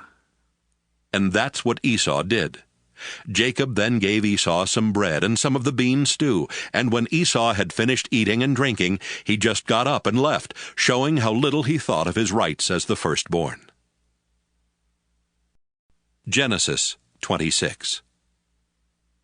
Once during Abraham's lifetime, the fields had not produced enough grain, and now the same thing happened. So Isaac went to King Abimelech of the Philistines in the land of Gerar, because the Lord had appeared to Isaac and said, "Isaac, stay away from Egypt. I will show you where I want you to go. You will live there as a foreigner, but I will be with you and bless you. I will keep my promise to your father Abraham by giving this land to you and your descendants. I will give you as many descendants as there are stars in the sky, and I will give your descendants all of this land. They will be a blessing to every nation on earth, because Abraham did everything I told him to do." Isaac moved to Gerar with his beautiful wife Rebekah. He was afraid that someone might kill him to get her, so he told everyone that Rebekah was his sister. After Isaac had been there a long time, King Abimelech looked out a window and saw Isaac hugging and kissing Rebekah. Abimelech called him in and said, "Rebekah must be your wife. Why did you say she is your sister?" "Because I thought someone would kill me," Isaac answered. "Don't you know what you've done?" Abimelech exclaimed. "If someone had slept with her, you would have made our whole nation guilty." Then Abimelech warned his people that anyone who even touched Isaac or Rebekah would be put to death. Isaac planted grain and had a good harvest that same year. The Lord blessed him, and Isaac was so successful that he became very rich. In fact, the Philistines were jealous of the large number of sheep, goats, and slaves that Isaac owned, and they stopped up the wells that Abraham's servants had dug before his death. Finally, Abimelech said, "Isaac, I want you to leave our country. You have become too powerful to stay here." Isaac left and settled in Gerar Valley, where he cleaned out those wells that the Philistines had stopped up. Isaac also gave each of the wells the same name that Abraham had given to them. While his servants were digging in the valley, they found a spring-fed well. But the shepherds of Gerar Valley quarreled with Isaac's shepherds and claimed the water belonged to them. So the well was named Quarrel, because they had quarreled with Isaac. Isaac's servants dug another well, and the shepherds also quarreled about it. So that well was named Jealous. Finally, they dug one more well. There was no quarreling this time, and the well was named Lots of Room, because the Lord had given them room and would make them very successful.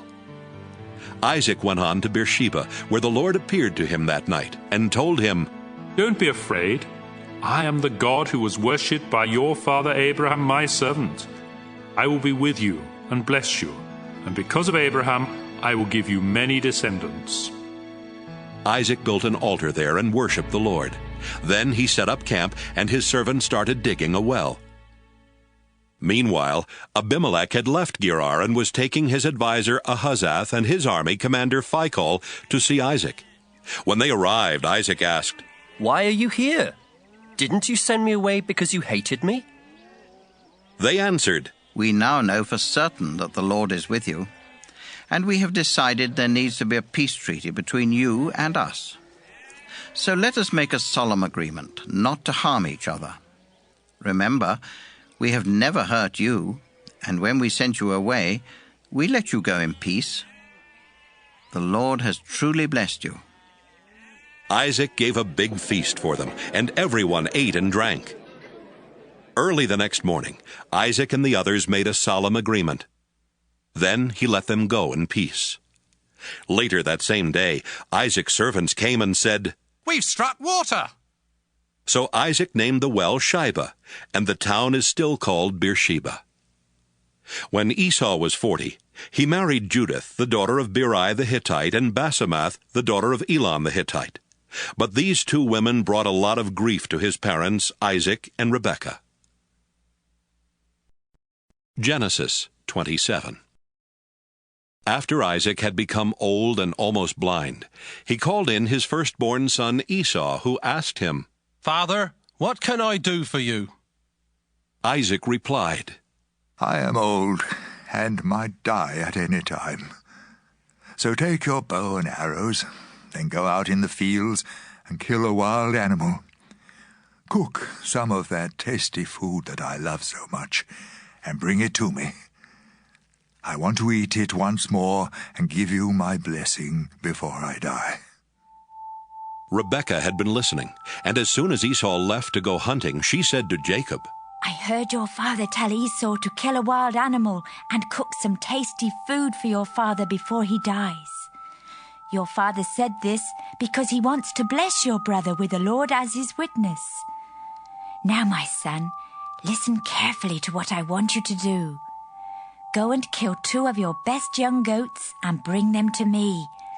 I'll cook the tasty food that your father loves so much. Then you can take it to him so he can eat it and give you his blessing before he dies." My brother Esau is a hairy man. Jacob reminded her, "And I am not. If my father touches me and realizes I am trying to trick him, he will put a curse on me instead of giving me a blessing." Rebekah insisted, "Let his curse fall on me. Just do what I say and bring me the meat." So Jacob brought the meat to his mother, and she cooked the tasty food that his father liked. Then she took Esau's best clothes and put them on Jacob. She also covered the smooth part of his hands and neck with goatskins, and gave him some bread and the tasty food she had cooked. Jacob went to his father and said, "Father, here I am."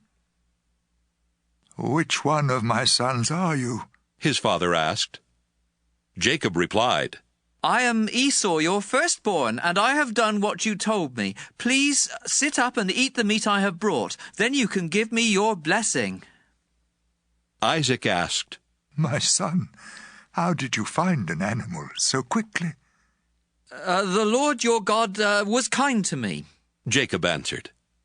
"My son," Isaac said, "come closer where I can touch you and find out if you really are Esau." Jacob went closer. His father touched him and said, "You sound like Jacob, but your hands feel hairy like Esau's." And so Isaac blessed Jacob, thinking he was Esau. Isaac asked, "Are you really my son Esau?" "Yes, I am," Jacob answered. So Isaac told him, "Serve me the wild meat, and I can give you my blessing."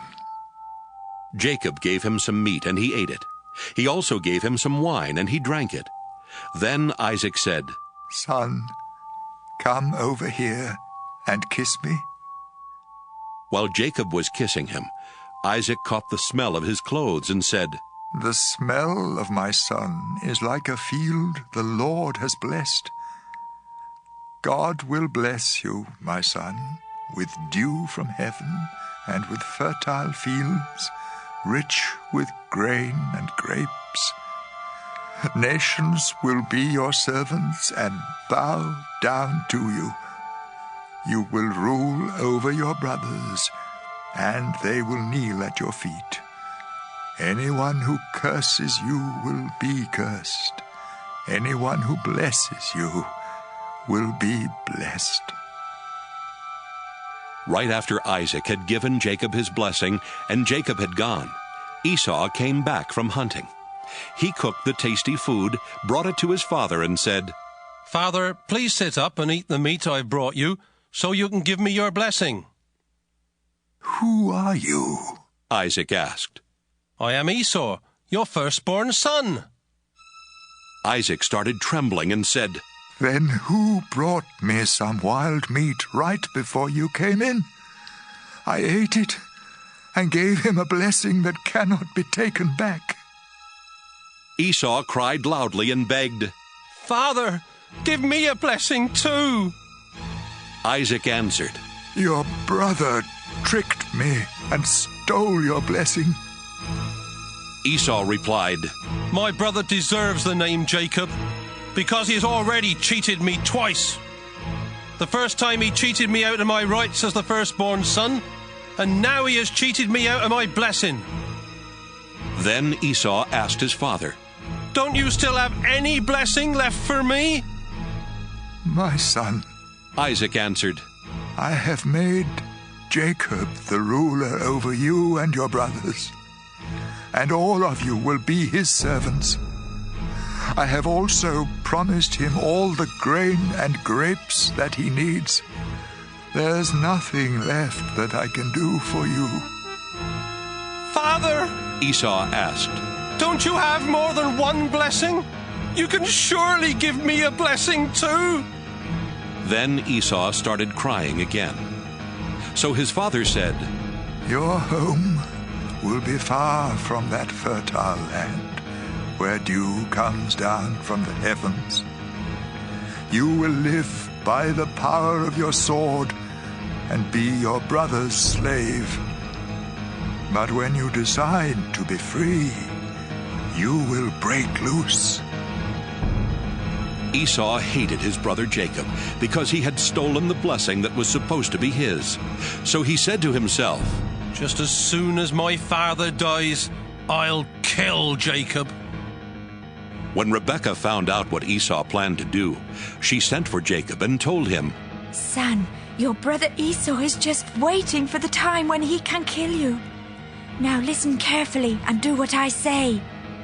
Go to the home of my brother Laban in Haran and stay with him for a while. When Esau stops being angry and forgets what you have done to him, I'll send for you to come home. Why should I lose both of my sons on the same day?" Rebekah later told Isaac, "Those Hittite wives of Esau are making my life miserable. If Jacob marries a Hittite woman, I'd be better off dead." Genesis 28. Isaac called in Jacob, then gave him a blessing and said, "Don't marry any of those Canaanite women. Go at once to your mother's father Bethuel in northern Syria, and choose a wife from one of the daughters of Laban, your mother's brother. I pray that God all-powerful will bless you with many descendants and let you become a great nation. May he bless you with the land he gave Abraham, so that you will take over this land where we now live as foreigners." Isaac then sent Jacob to stay with Rebekah's brother Laban, the son of Bethuel the Aramean. Esau found out that his father Isaac had blessed Jacob and had warned him not to marry any of the Canaanite women. He also learned that Jacob had been sent to find a wife in northern Syria and that he had obeyed his father and mother. Esau already had several wives, but he realized at last how much his father hated the Canaanite women. So he married Ishmael's daughter Mahalath, who was the sister of Nebaioth and the granddaughter of Abraham. Jacob left the town of Beersheba and started out for Haran. At sunset he stopped for the night and went to sleep, resting his head on a large rock. In a dream he saw a ladder that reached from earth to heaven, and God's angels were going up and down on it. The Lord was standing beside the ladder and said, I am the Lord God who was worshipped by Abraham and Isaac. I will give to you and your family the land on which you are now sleeping. Your descendants will spread over the earth in all directions and will become as numerous as the specks of dust. Your family will be a blessing to all people. Wherever you go, I will watch over you. Then later I will bring you back to this land. I won't leave you. I will do all I have promised. Jacob woke up suddenly and thought, The Lord is in this place, and I didn't even know it. Then Jacob became frightened and said, This is a fearsome place. It must be the house of God and the ladder to heaven. When Jacob got up early the next morning, he took the rock that he had used for a pillow and stood it up for a place of worship. Then he poured olive oil on the rock to dedicate it to God, and he named the place Bethel. Before that it had been named Luz. Jacob solemnly promised God, If you go with me and watch over me as I travel, and if you give me food and clothes and bring me safely home again, you will be my God. This rock will be your house, and I will give back to you 1/10 of everything you give me. Genesis 29. As Jacob continued on his way to the east, he looked out in a field and saw a well where shepherds took their sheep for water. 3 flocks of sheep were lying around the well, which was covered with a large rock. Shepherds would roll the rock away when all their sheep had gathered there. Then, after the sheep had been watered, the shepherds would roll the rock back over the mouth of the well. Jacob asked the shepherds, Where are you from? We're from Haran. They answered. Then he asked, Do you know Nahor's grandson, Laban? Yes, we do. They replied. How is he? Jacob asked. He's fine. They answered. And here comes his daughter Rachel with the sheep. Jacob told them, Look, the sun is still high up in the sky, and it's too early to bring in the rest of the flocks. Water your sheep and take them back to the pasture. But they replied, We can't do that until they all get here and the rock has been rolled away from the well. While Jacob was still talking with the men, his cousin Rachel came up with her father's sheep. When Jacob saw her and his uncle's sheep, he rolled the rock away and watered the sheep. He then kissed Rachel and started crying because he was so happy. He told her that he was the son of her aunt Rebekah, and she ran and told her father about him. As soon as Laban heard the news, he ran out to meet Jacob. He hugged and kissed him and brought him to his home, where Jacob told him everything that had happened. Laban said, You are my nephew, and you are like one of my own family. After Jacob had been there for a month, Laban said to him, You shouldn't have to work without pay, just because you are a relative of mine. What do you want me to give you? Laban had 2 daughters.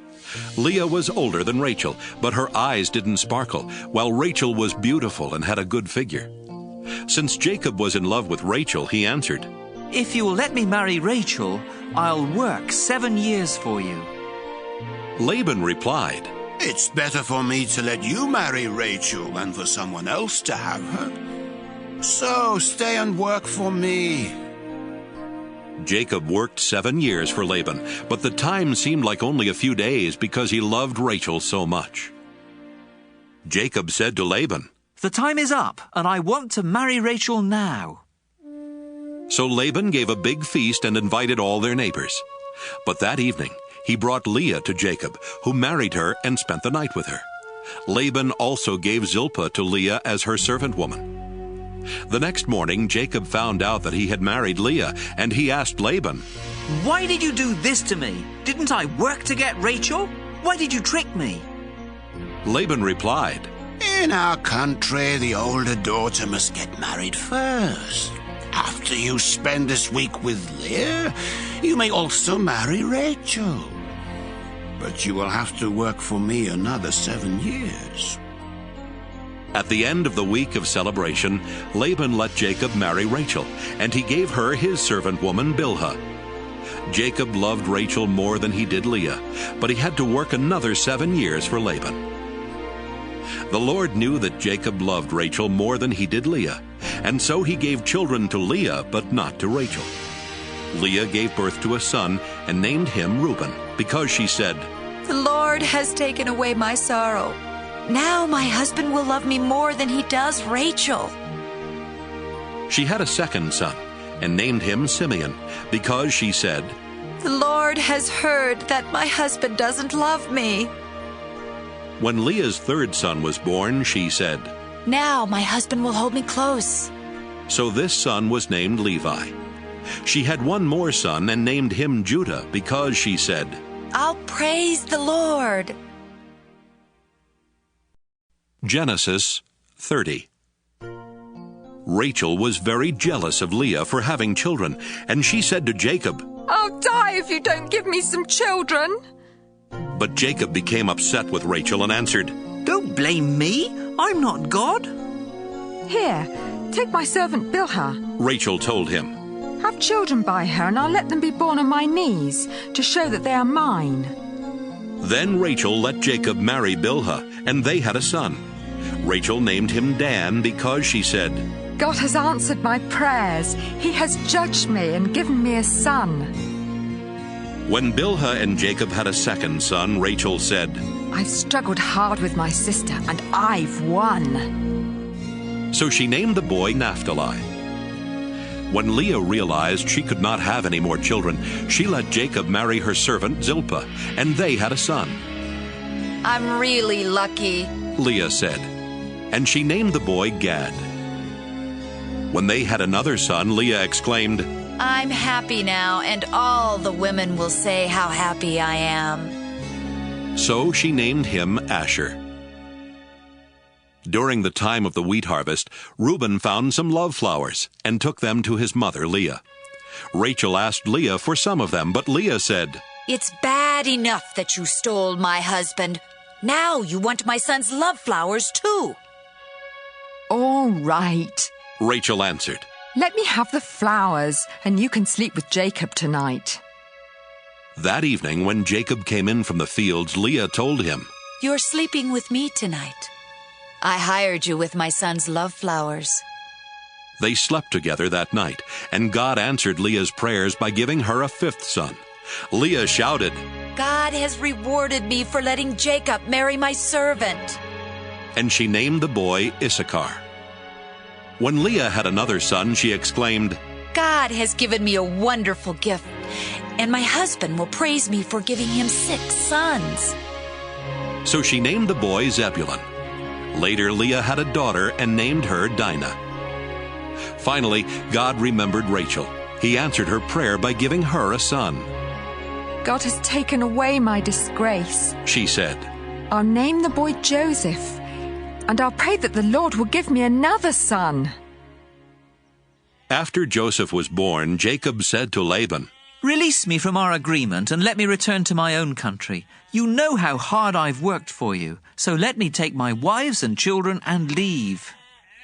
But Laban told him, "If you really are my friend, stay on, and I'll pay whatever you ask. I'm sure the Lord has blessed me because of you." Jacob answered, "You've seen how hard I've worked for you, and you know how your flocks and herds have grown under my care. You didn't have much before I came, but the Lord has blessed everything I have ever done for you. Now it's time for me to start looking out for my own family." "How much do you want me to pay you?" Laban asked. Then Jacob told him, "I don't want you to pay me anything. Just do one thing, and I'll take care of your sheep and goats. Let me go through your flocks and herds and take the sheep and goats that are either spotted or speckled, and the black lambs. That's all you need to give me. In the future, you can easily find out if I've been honest. Just look and see if my animals are either spotted or speckled, or if the lambs are black. If they aren't, they've been stolen from you." "I agree to that," was Laban's response. Before the end of the day, Laban had separated his spotted and speckled animals and the black lambs from the others, and had put his sons in charge of them. Then Laban made Jacob keep the rest of the sheep and goats at a distance of 3 days' journey. Jacob cut branches from some poplar trees and from some almond and evergreen trees. He peeled off part of the bark and made the branches look spotted and speckled. Then he put the branches where the sheep and goats would see them while they were drinking from the water trough. The goats mated there in front of the branches, and their young were spotted and speckled. Some of the sheep that Jacob was keeping for Laban were already spotted. And when the others were ready to mate, he made sure that they faced in the direction of the spotted and black ones. In this way, Jacob built up a flock of sheep for himself and did not put them with the other sheep. When the stronger sheep were mating near the drinking place, Jacob made sure that the spotted branches were there. But he would not put out the branches when the weaker animals were mating. So Jacob got all of the healthy animals, and Laban got what was left. Jacob soon became rich and successful. He owned many sheep, goats, camels, and donkeys, as well as a lot of slaves. Genesis 31. Jacob heard that Laban's sons were complaining. Jacob is now a rich man, and he got everything he owns from our father. Jacob also noticed that Laban was not as friendly as he had been before. One day the Lord said, Jacob, go back to your relatives in the land of your ancestors, and I will bless you. Jacob sent for Rachel and Leah to meet him in the field where he kept his sheep, and he told them, Your father isn't as friendly with me as he used to be, but the God my ancestors worshipped has been on my side. You know that I have worked hard for your father, and that he keeps cheating me by changing my wages time after time. But God has protected me. When your father said the speckled sheep would be my wages, all of them were speckled. And when he said the spotted ones would be mine, all of them were spotted. That's how God has taken sheep and goats from your father and given them to me. Once, when the flocks were mating, I dreamt that all the rams were either spotted or speckled. Then God's angel called me by name. I answered, and he said, Notice that all the rams are either spotted or speckled. I know everything Laban is doing to you, and I am the God you worshipped at Bethel when you poured olive oil on a rock and made a promise to me. Leave here right away and return to the land where you were born. Rachel and Leah said to Jacob, There's nothing left for us to inherit from our father. He treats us like foreigners, and has even cheated us out of the bride price that should have been ours. Now do whatever God tells you to do. Even the property God took from our father and gave to you really belongs to us and our children. Then Jacob, his wives, and his children got on camels and left for the home of his father Isaac in Canaan. Jacob took all of the flocks, herds, and other property that he had gotten in northern Syria. Before Rachel left, she stole the household idols while Laban was out shearing his sheep. Jacob tricked Laban the Aramean by not saying that he intended to leave. When Jacob crossed the Euphrates River and headed for the hill country of Gilead, he took with him everything he owned. 3 days later, Laban found out that Jacob had gone. So he took some of his relatives along and chased after Jacob for 7 days before catching up with him in the hill country of Gilead. But God appeared to Laban in a dream that night and warned, Don't say a word to Jacob. Don't make a threat or a promise. Jacob had set up camp in the hill country of Gilead when Laban and his relatives came and set up camp in another part of the hill country. Laban went to Jacob and said, Look, what have you done? You've tricked me and run off with my daughters like a kidnapper. Why did you sneak away without telling me? I would have given you a going-away party with singing and with music on tambourines and harps. You didn't even give me a chance to kiss my own grandchildren and daughters goodbye. That was really foolish. I could easily hurt you, but the God your father worshipped has warned me not to make any threats or promises. I can understand why you were eager to return to your father, but why did you have to steal my idols? Jacob answered, I left secretly because I was afraid you would take your daughters from me by force. If you find that any one of us has taken your idols, I'll have that person killed. Let your relatives be witnesses. Show me what belongs to you and you can take it back." Jacob did not realize that Rachel had stolen the household idols. Laban searched the tents of Jacob, Leah, and the 2 servant women, but did not find the idols. Then he started for Rachel's tent. She had already hidden them in the cushion she used as a saddle and was sitting on it. Laban searched everywhere and did not find them. Rachel said, "Father, please don't be angry with me for not getting up. I'm having my period." Laban kept on searching, but still did not find the idols. Jacob became very angry and said to Laban, "What have I done wrong? Have I committed some crime? Is that why you hunted me down? After searching through everything I have, did you find anything of yours? If so, put it here where your relatives and mine can see it. Then we can decide what to do. In all the 20 years that I've worked for you, not one of your sheep or goats has had a miscarriage, and I've never eaten even one of your rams. If a wild animal killed one of your sheep or goats, I paid for it myself. In fact, you demanded the full price, whether the animal was killed during the day or at night. I sweated every day, and I couldn't sleep at night because of the cold. I had to work 14 of these 20 long years to earn your 2 daughters, and another 6 years to buy your sheep and goats. During that time, you kept changing my wages. If the fearsome God worshipped by Abraham and my father Isaac had not been on my side, you would have sent me away without a thing. But God saw my hard work, and he knew the trouble I was in, so he helped me. Then, last night, he told you how wrong you were." Laban said to Jacob, "Leah and Rachel are my daughters, and their children belong to me. All these sheep you are taking are really mine, too. In fact, everything you have belongs to me. But there is nothing I can do to keep my daughters and their children. So I am ready to make an agreement with you, and we will pile up some large rocks here to remind us of the agreement." After Jacob had set up a large rock, he told his men to get some more rocks and pile them up next to it. Then Jacob and Laban ate a meal together beside the rocks. Laban named the pile of rocks Jegar-Sahadutha, but Jacob named it Galeed. Laban said to Jacob, "This pile of rocks will remind us of our agreement." That's why the place was named Galeed. Laban also said, "This pile of rocks means that the Lord will watch us both while we are apart from each other." So the place was also named Mizpah. Then Laban said, "If you mistreat my daughters or marry other women, I may not know about it, but remember, God is watching us. Both this pile of rocks and this large rock have been set up between us as a reminder. I must never go beyond them to attack you, and you must never go beyond them to attack me.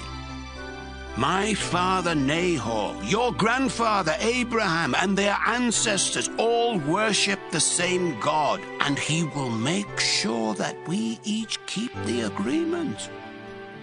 Then Jacob made a promise in the name of the fearsome God his father Isaac had worshipped. Jacob killed an animal and offered it as a sacrifice there on the mountain, and he invited his men to eat with him. After the meal, they spent the night on the mountain. Early the next morning, Laban kissed his daughters and his grandchildren goodbye, then he left to go back home. Genesis 32.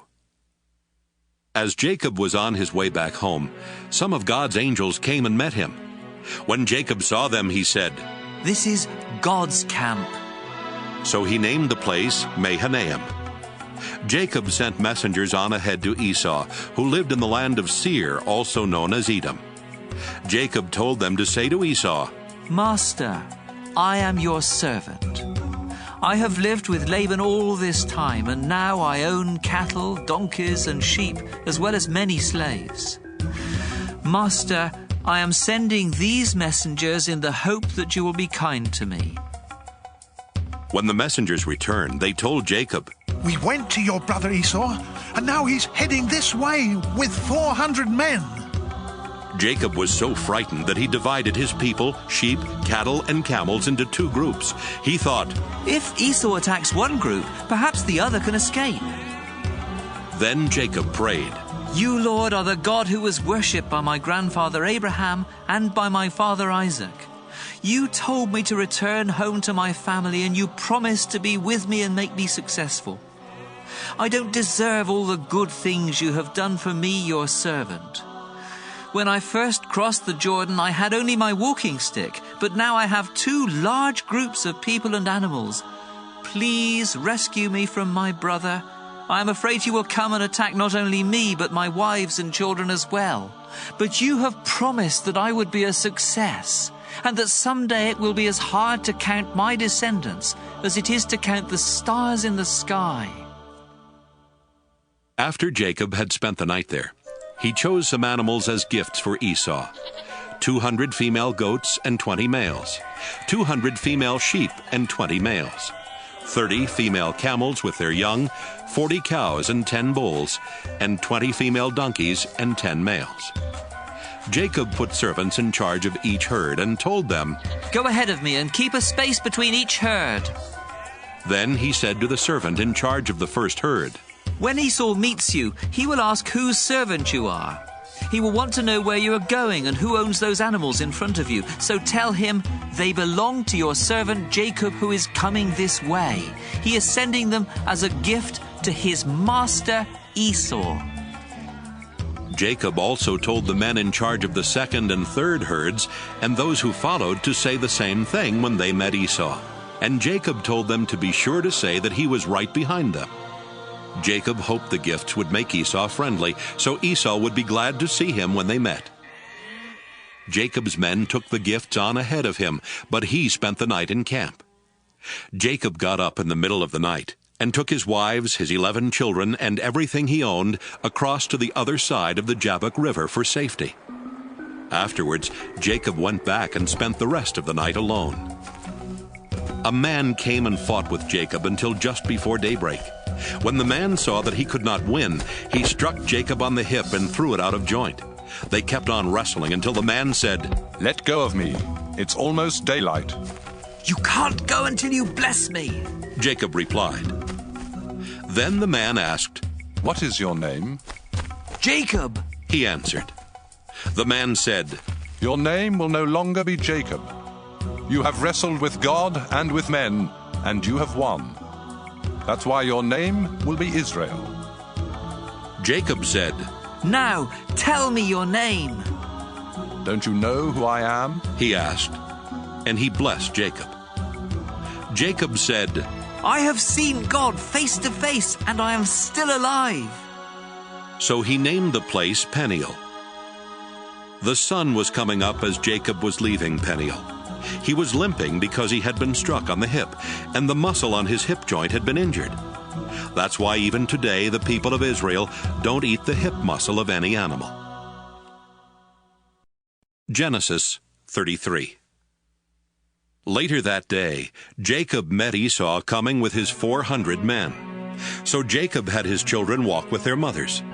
The 2 servant women, Zilpah and Bilhah, together with their children went first, followed by Leah and her children, then by Rachel and Joseph. Jacob himself walked in front of them all, bowing to the ground 7 times as he came near his brother. But Esau ran toward Jacob and hugged and kissed him. Then the 2 brothers started crying. When Esau noticed the women and children, he asked, "Whose children are these?" Jacob answered, "These are the ones the Lord has been kind enough to give to me, your servant."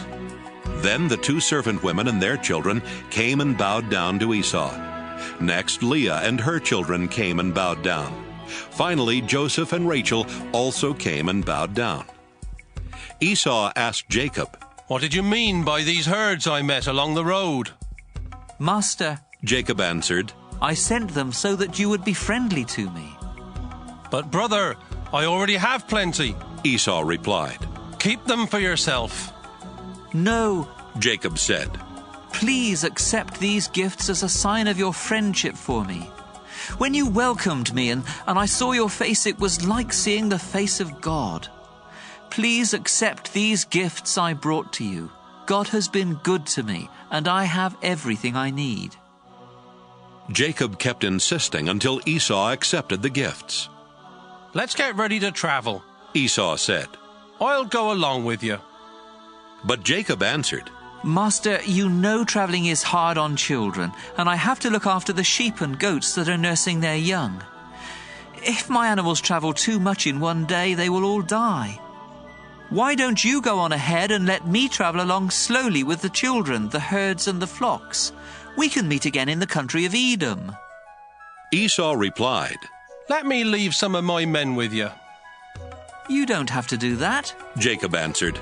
"I am happy simply knowing that you are friendly to me." So Esau left for Edom. But Jacob went to Succoth, where he built a house for himself and set up shelters for his animals. That's why the place is called Succoth. After leaving northern Syria, Jacob arrived safely at Shechem in Canaan and set up camp outside the city. The land where he camped was owned by the descendants of Hamor, the father of Shechem. So Jacob paid them 100 pieces of silver for the property. Then he set up his tents and built an altar there to honor the God of Israel. Genesis 34. Dinah, the daughter of Jacob and Leah, went to visit some of the women who lived there. She was seen by Hamor's son Shechem, the leader of the Hivites, and he grabbed her and raped her. But Shechem was attracted to Dinah, so he told her how much he loved her. He even asked his father to get her for his wife. Meanwhile, Jacob heard what had happened. But his sons were out in the fields with the cattle, so he did not do anything at the time. Hamor arrived at Jacob's home just as Jacob's sons were coming in from work. When they learned that their sister had been raped, they became furiously angry. Nothing is more disgraceful than rape, and it should not be tolerated in Israel. Hamor said to Jacob and his sons, "My son Shechem really loves Dinah. Please, let him marry her. Why don't you start letting your families marry into our families, and ours marry into yours? You can share this land with us. Move freely about until you find the property you want. Then buy it and settle down here." Shechem added, "Do this favor for me, and I'll give whatever you want. Ask anything, no matter how expensive. I'll do anything. Just let me marry Dinah." Jacob's sons wanted to get even with Shechem and his father because of what had happened to their sister. So they tricked them by saying, "You're not circumcised. It would be a disgrace for us to let you marry Dinah now. But we will let you marry her if you and the other men in your tribe get circumcised. Then your families can marry into ours, and ours can marry into yours, and we can live together like one nation. But if you don't agree to get circumcised, we'll take Dinah and leave this place." Hamor and Shechem liked what was said. Shechem was the most respected person in his family, and he was so in love with Dinah that he hurried off to get everything done. The two men met with the other leaders of their city and told them, "These people really are friendly. Why not let them move freely about until they find the property they want? There's enough land here for them and for us. Then our families can marry into theirs, and theirs can marry into ours." We have to do only one thing before they'll agree to stay here and become one nation with us. Our men will have to be circumcised like their men. Just think, we'll get their property as well as their flocks and herds. All we have to do is to agree, and they'll live here with us. Every grown man followed this advice and got circumcised. 3 days later, the men who had been circumcised were still weak from pain. So Simeon and Levi, two of Dinah's brothers, attacked with their swords and killed every man in town, including Hamor and Shechem. Then they took Dinah and left. Jacob's other sons came and took everything they wanted. All this was done because of the horrible thing that had happened to their sister. They took sheep, goats, donkeys, and everything else that was in the town or the fields. After taking everything of value from the houses, they dragged away the wives and children of their victims. Jacob said to Simeon and Levi, "Look what you've done. Now I'm in real trouble with the Canaanites and Perizzites who live around here. There aren't many of us, and if they attack, they'll kill everyone in my household." They answered, "Was it right to let our own sister be treated that way?"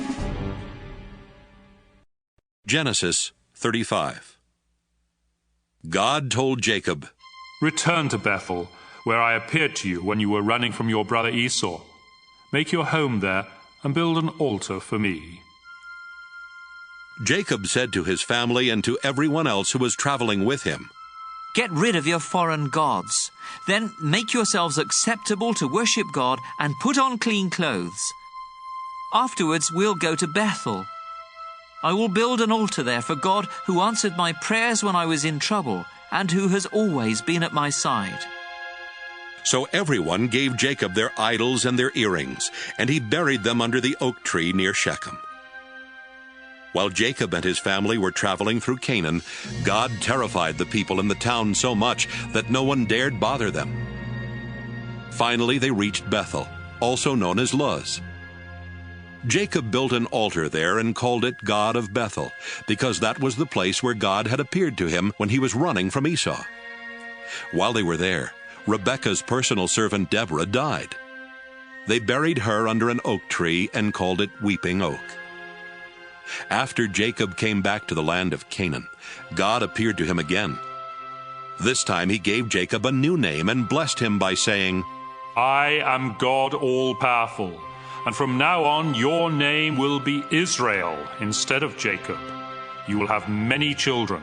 Your descendants will become nations, and some of the men in your family will even be kings.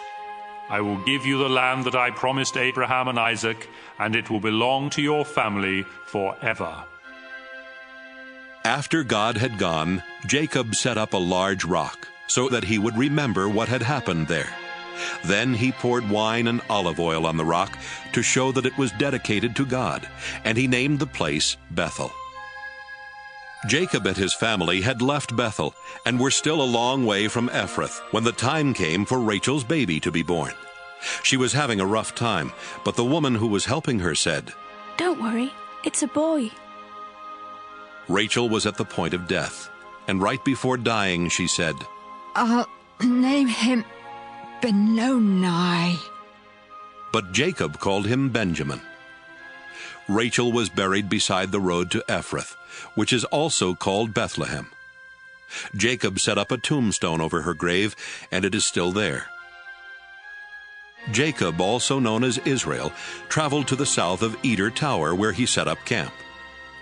During their time there, Jacob's oldest son Reuben slept with Bilhah, who was one of Jacob's other wives, and Jacob found out about it. Jacob had 12 sons while living in northern Syria. His firstborn Reuben was the son of Leah, who later gave birth to Simeon, Levi, Judah, Issachar, and Zebulun. Leah's servant Zilpah had 2 sons, Gad and Asher. Jacob and his wife Rachel had Joseph and Benjamin. Rachel's servant woman Bilhah had 2 more sons, Dan and Naphtali. Jacob went to his father Isaac at Hebron, also called Mamre or Kiriath Arba, where Isaac's father Abraham had lived as a foreigner. Isaac died at the ripe old age of 180. Then his sons Esau and Jacob buried him. Genesis 36. Esau, also known as Edom, had many descendants. He married 3 Canaanite women. The first was Adah, the daughter of Elam the Hittite. The second was Oholibamah, the daughter of Anah and the granddaughter of Zibeon the Hivite. The third was Basemath, who was Ishmael's daughter and Nebaioth's sister. Esau and his 3 wives had 5 sons while in Canaan. Adah's son was Eliphaz. Basemath's son was Reuel. Oholibamah's 3 sons were Jeush, Jalam, and Korah. Esau took his children and wives, his relatives and servants, his animals and possessions he had gotten while in Canaan, and moved far from Jacob. He did this because the land was too crowded and could not support him and his brother with their flocks and herds. That's why Esau made his home in the hill country of Seir. Esau lived in the hill country of Seir and was the ancestor of the Edomites.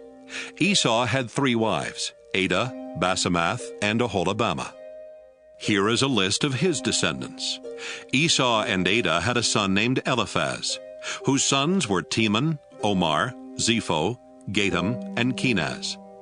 Timnah was the other wife of Esau's son Eliphaz, and she had a son named Amalek.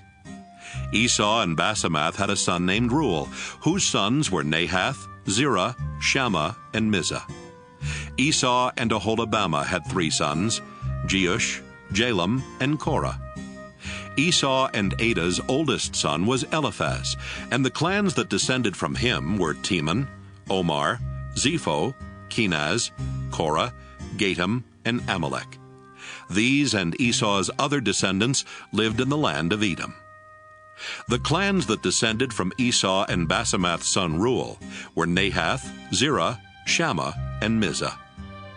The clans that descended from Esau and Oholibamah, the daughter of Anah, were Jeush, Jalam, and Korah. All of these clans descended from Esau, who was known as Edom. Seir was from the Horite tribe that lived in Edom before the time of Esau. The clans that had descended from him were Lotan, Shobal, Zibeon, Anah, Dishon, Ezer, and Dishan. Lotan's sons were Hori and Heman. His sister was Timnah. Shobal's sons were Alvan, Manahath, Ebal, Shepho, and Onam. Zibeon's sons were Aya and Anah, the same Anah who found an oasis in the desert while taking the donkeys of his father out to pasture. Anah's children were Dishon and Oholibamah. Dishon's sons were Hemdan, Eshban, Ithran, and Kiran. Ezer's sons were Bilhan, Zaavan, and Achan. Dishan's sons were Uz and Aran. The clans of the Horites were Lotan, Shobal, Zibeon, Anah, Dishon, Ezer, and Dishan, and they lived in the land of Seir. Before there were kings in Israel, the following kings ruled Edom one after another: Bela, son of Beor, from Dinhabah; Jobab, son of Zerah, from Basra; Husham, from the land of Teman; Hadad, son of Bedad, from Avith. Bedad had defeated the Midianites in Moab; Samlah, from Masrekah; Shaul, from the city of Rehoboth on the Euphrates River; Baal-Hanan, son of Akbor; Hadar, from the city of Pau. His wife Mehetabel was the daughter of Matred and the granddaughter of Mezahab. The clans that descended from Esau took their names from their families and the places where they lived. They are Timnah, Alva, Jethath, Oholibamah, Elah, Pinon, Kenaz, Teman, Mibzar, Magdiel, and Iram. These clans descended from Esau, who was known as Edom, the father of the Edomites. They took their names from the places where they settled. Genesis 37. Jacob lived in the land of Canaan, where his father Isaac had lived, and this is the story of his family. When Jacob's son Joseph was 17 years old, he took care of the sheep with his brothers, the sons of Bilhah and Zilpah. But he was always telling his father all sorts of bad things about his brothers. Jacob loved Joseph more than he did any of his other sons, because Joseph was born after Jacob was very old. Jacob had given Joseph a fancy coat to show that he was his favorite son, and so Joseph's brothers hated him and would not be friendly to him. One day, Joseph told his brothers what he had dreamed, and they hated him even more. Joseph said, "Let me tell you about my dream. We were out in the field, tying up bundles of wheat. Suddenly, my bundle stood up, and your bundles gathered round and bowed down to it." His brothers asked, "Do you really think you're going to be king and rule over us?" Now they hated Joseph more than ever because of what he had said about his dream. Joseph later had another dream, and he told his brothers, "Listen to what else I dreamed. The sun, the moon, and 11 stars bowed down to me." When he told his father about this dream, his father became angry and said, "What's that supposed to mean? Are your mother and I and your brothers all going to come and bow down in front of you?" Joseph's brothers were jealous of him, but his father kept wondering about the dream. One day when Joseph's brothers had taken the sheep to a pasture near Shechem, his father Jacob said to him, I want you to go to your brothers. They are with the sheep near Shechem. Yes, sir, Joseph answered. His father said, Go and find out how your brothers and the sheep are doing. Then come back and let me know. So he sent him from Hebron Valley. Joseph was near Shechem and wandering through the fields when a man asked, What are you looking for? Joseph answered, I'm looking for my brothers who are watching the sheep. Can you tell me where they are? They're not here anymore, the man replied. I overheard them say they were going to Dothan. Joseph left and found his brothers in Dothan. But before he got there, they saw him coming and made plans to kill him. They said to one another, Look, here comes the hero of those dreams. Let's kill him and throw him into a pit and say that some wild animal ate him. Then we'll see what happens to those dreams. Reuben heard this and tried to protect Joseph from them. Let's not kill him, he said. Don't murder him or even harm him. Just throw him into a dry well out here in the desert. Reuben planned to rescue Joseph later and take him back to his father. When Joseph came to his brothers, they pulled off his fancy coat and threw him into a dry well. As Joseph's brothers sat down to eat, they looked up and saw a caravan of Ishmaelites coming from Gilead. Their camels were loaded with all kinds of spices that they were taking to Egypt. So Judah said, What will we gain if we kill our brother and hide his body? Let's sell him to the Ishmaelites and not harm him. After all, he is our brother. And the others agreed. When the Midianite merchants came by, Joseph's brothers took him out of the well, and for 20 pieces of silver they sold him to the Ishmaelites, who took him to Egypt. When Reuben returned to the well and did not find Joseph there, he tore his clothes in sorrow. Then he went back to his brothers and said, The boy is gone! What am I going to do? Joseph's brothers killed a goat and dipped Joseph's fancy coat in its blood. After this, they took the coat to their father and said, We found this. Look at it carefully and see if it belongs to your son.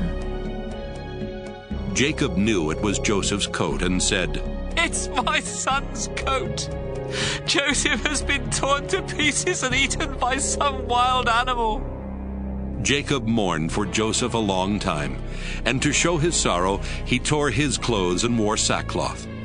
All of Jacob's children came to comfort him, but he refused to be comforted. No, he said, I will go to my grave mourning for my son. So Jacob kept on grieving. Meanwhile, the Midianites had sold Joseph in Egypt to a man named Potiphar, who was the king's official in charge of the palace guard. Genesis 38. About that time, Judah left his brothers in the hill country and went to live near his friend Hira in the town of Adullam. While there, he met the daughter of Shua, a Canaanite man. Judah married her, and they had 3 sons. He named the first one She named the next one Onan. The third one was born when Judah was in Chezib, and she named him Shelah. Later, Judah chose Tamar as a wife for his oldest son. But was very evil, and the Lord took his life. So Judah told Onan, It's your duty to marry Tamar and have a child for your brother. Onan knew the child would not be his, and when he had sex with Tamar, he made sure that she would not get pregnant. The Lord wasn't pleased with Onan and took his life too. Judah did not want the same thing to happen to his son Shelah, and he told Tamar, Go home to your father and live there as a widow until my son Shelah is grown. So Tamar went to live with her father. Some years later, Judah's wife died, and he mourned for her. He then went with his friend Hira to the town of Timnah, where his sheep were being sheared. Tamar found out that her father-in-law Judah was going to Timnah to shear his sheep. She also realized that Shelah was now a grown man, but she had not been allowed to marry him. So she decided to dress in something other than her widow's clothes and to cover her face with a veil. After this, she sat outside the town of Enaim on the road to Timnah. When Judah came along, he did not recognize her because of the veil. He thought she was a prostitute and asked her to sleep with him. She asked, "What will you give me if I do?" "One of my young goats," he answered. "What will you give me to keep until you send the goat?" She asked. "What do you want?" he asked in return. "The ring on that cord around your neck," was her reply.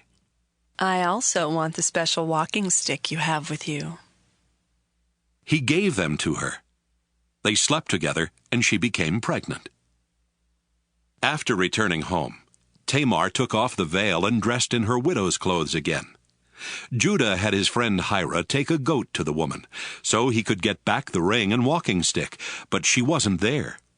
Hira asked the people of Enaim, "Where is the prostitute who sat along the road outside your town?" "There's never been one here," they answered. Hira went back and told Judah, "I couldn't find the woman, and the people of Enaim said no prostitute had ever been there." "If you couldn't find her, we'll just let her keep the things I gave her," Judah answered. "And we'd better forget about the goat, or else we'll look like fools." About 3 months later, someone told Judah, "Your daughter-in-law Tamar has behaved like a prostitute, and now she's pregnant." "Drag her out of town and burn her to death," Judah shouted. As Tamar was being dragged off, she sent someone to tell her father-in-law, "The man who gave me this ring, this cord, and this walking stick is the one who got me pregnant." "Those are mine," Judah admitted. "She's a better person than I am, because I broke my promise to let her marry my son Shelah." After this, Judah never slept with her again. Tamar later gave birth to twins, but before either of them was born, one of them stuck a hand out of her womb.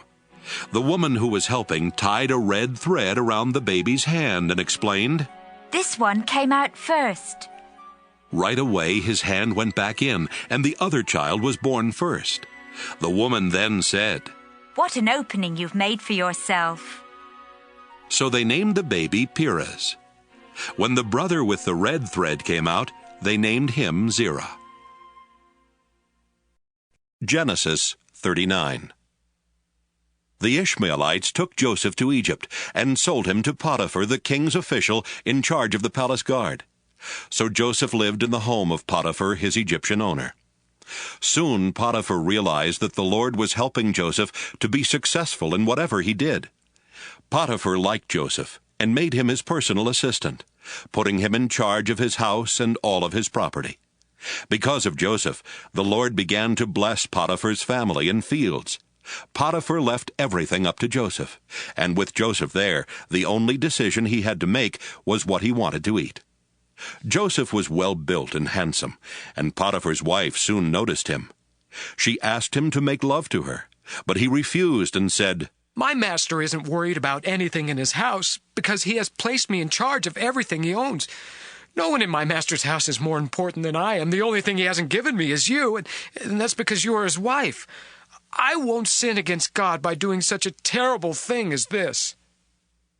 She kept begging Joseph day after day, but he refused to do what she wanted or even to go near her. One day, Joseph went to Potiphar's house to do his work, and none of the other servants were there. Potiphar's wife grabbed hold of his coat and said, "Make love to me." Joseph ran out of the house, leaving her hanging onto his coat. When this happened, she called in her servants and said, "Look, this Hebrew has come just to make fools of us. He tried to rape me, but I screamed for help, and when he heard me scream, he ran out of the house, leaving his coat with me." Potiphar's wife kept Joseph's coat until her husband came home. Then she said, "That Hebrew slave of yours tried to rape me, but when I screamed for help, he left his coat and ran out of the house." Potiphar became very angry and threw Joseph in the same prison where the king's prisoners were kept.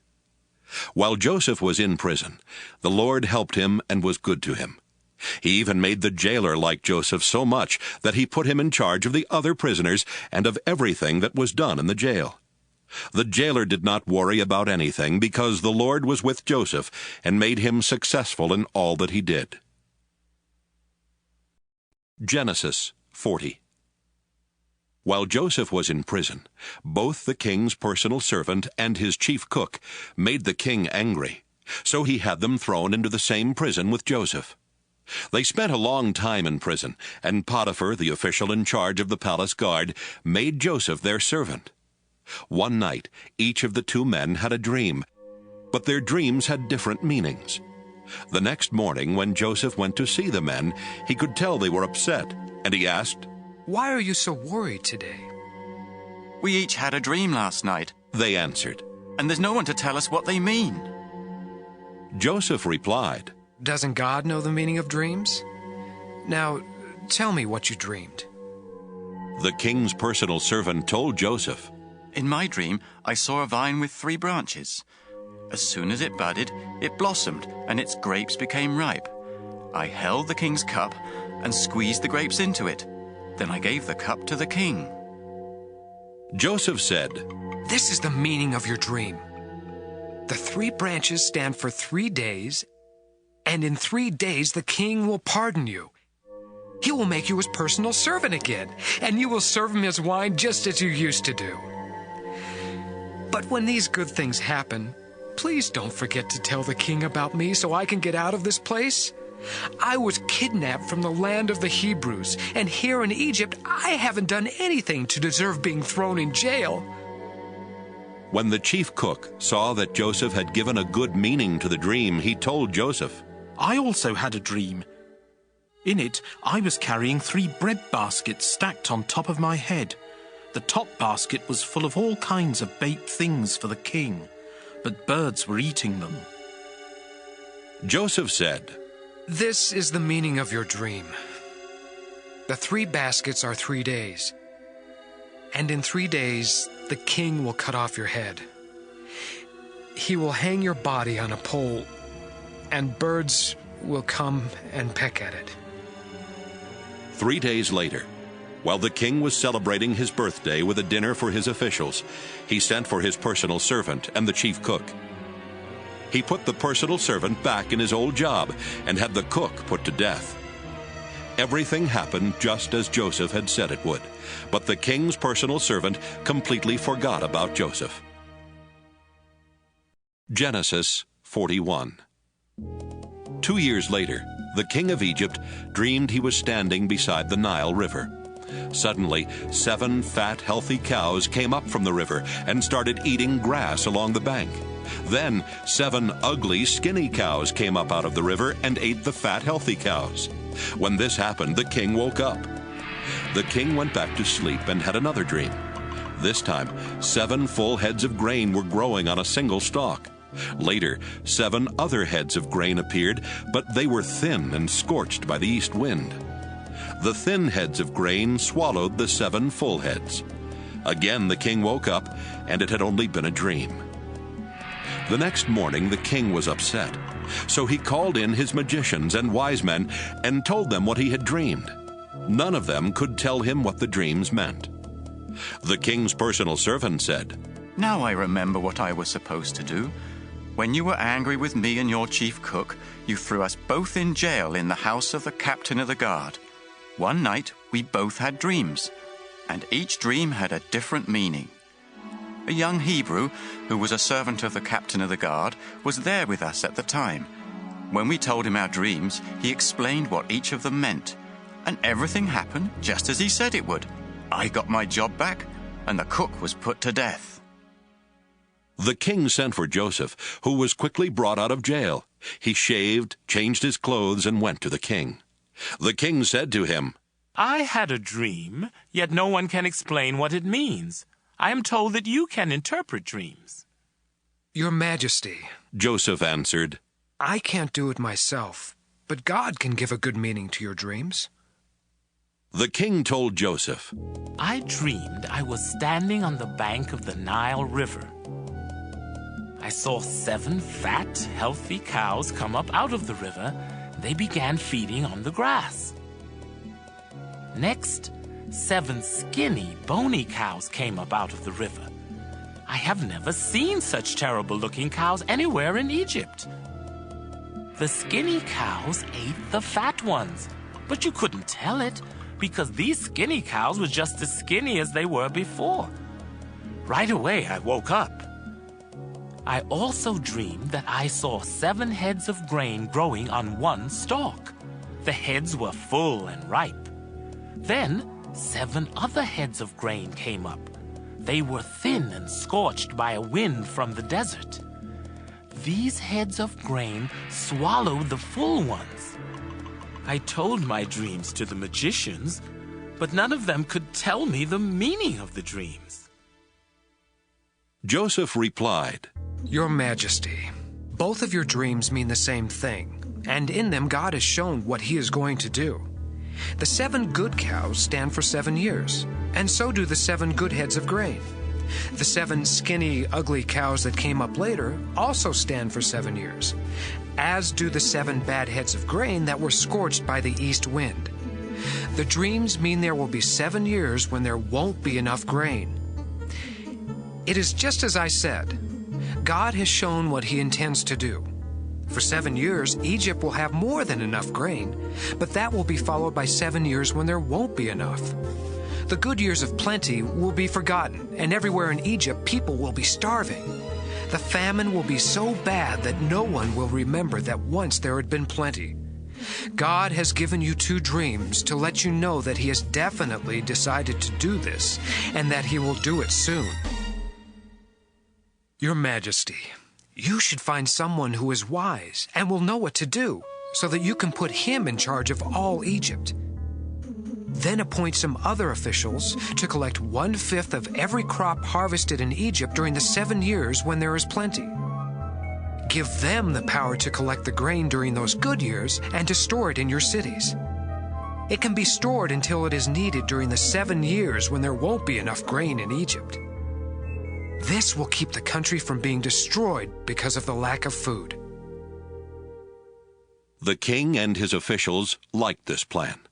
So the king said to them, No one could possibly handle this better than Joseph, since the Spirit of God is with him.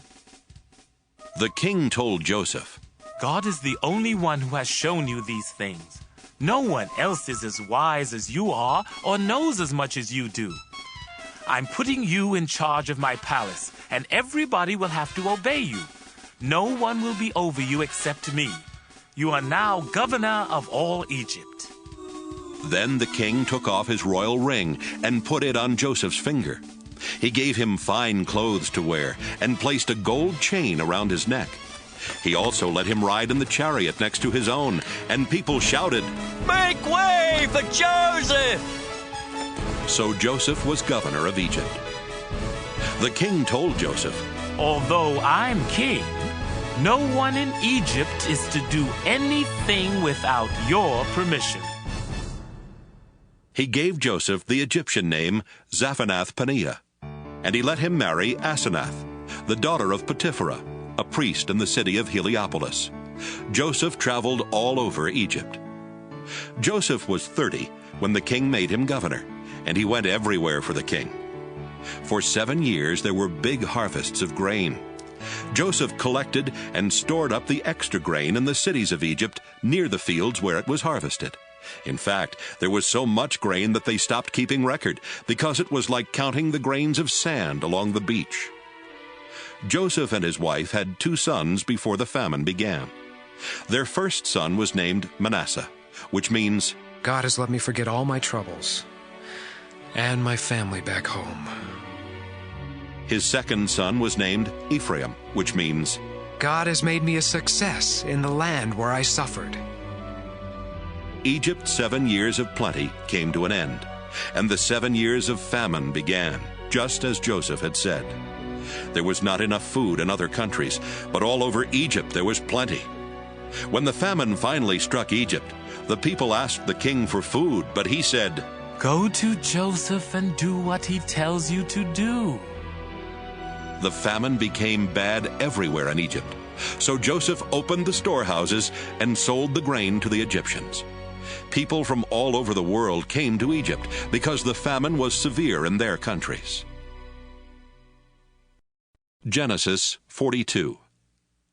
When Jacob found out there was grain in Egypt, he said to his sons, "Why are you just sitting here, staring at one another? I have heard there is grain in Egypt. Now go down and buy some so we won't starve to death." 10 of Joseph's brothers went to Egypt to buy grain. But Jacob did not send Joseph's younger brother Benjamin with them. He was afraid that something might happen to him. So Jacob's sons joined others from Canaan who were going to Egypt because of the terrible famine. Since Joseph was governor of Egypt and in charge of selling grain, his brothers came to him and bowed with their faces to the ground. They did not recognize Joseph, but right away he knew who they were, though he pretended not to know. Instead, he spoke harshly and asked, "Where do you come from?" "From the land of Canaan," they answered. "We've come here to buy grain."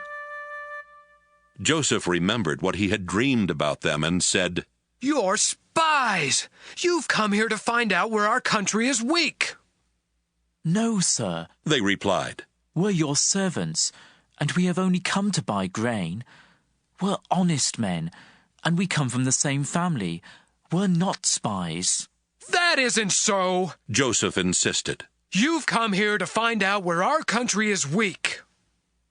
But they explained, "Sir, we come from a family of 12 brothers. The youngest is still with our father in Canaan, and one of our brothers is dead." Joseph replied, "It's just like I said. You're spies, and I'm going to find out who you really are.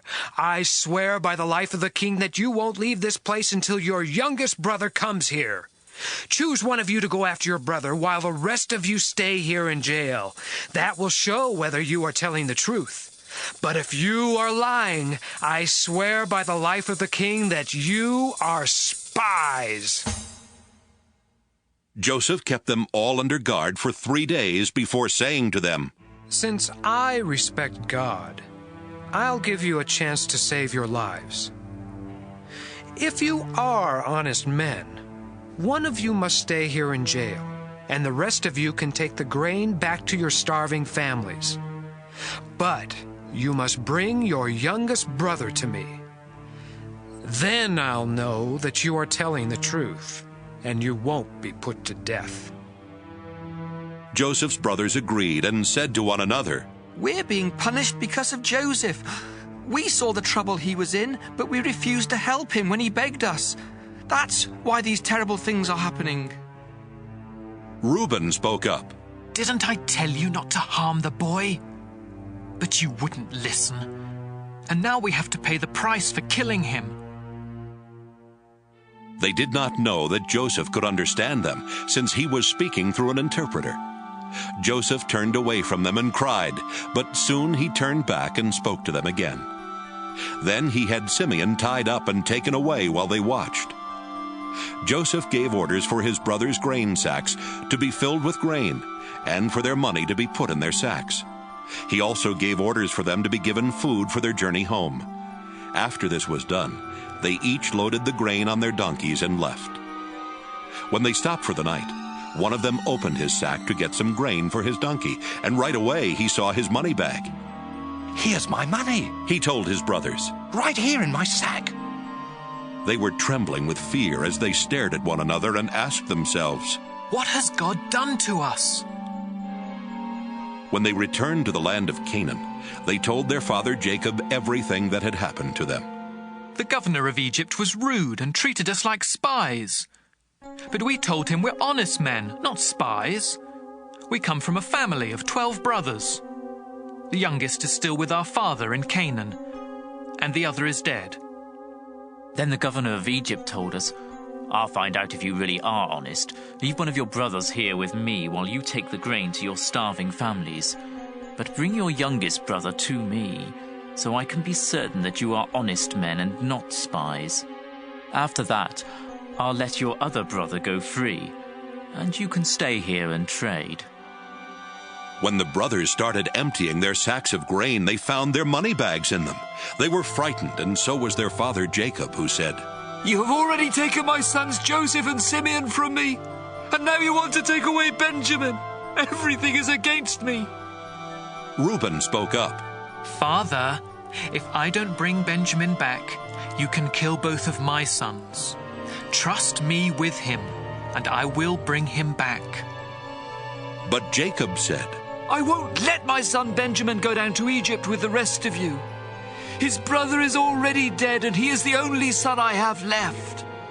I am an old man, and if anything happens to him on the way, I'll die from sorrow, and all of you will be to blame. Genesis 43. The famine in Canaan got worse, until finally Jacob's family had eaten all the grain they had bought in Egypt. So Jacob said to his sons, Go back and buy some more grain.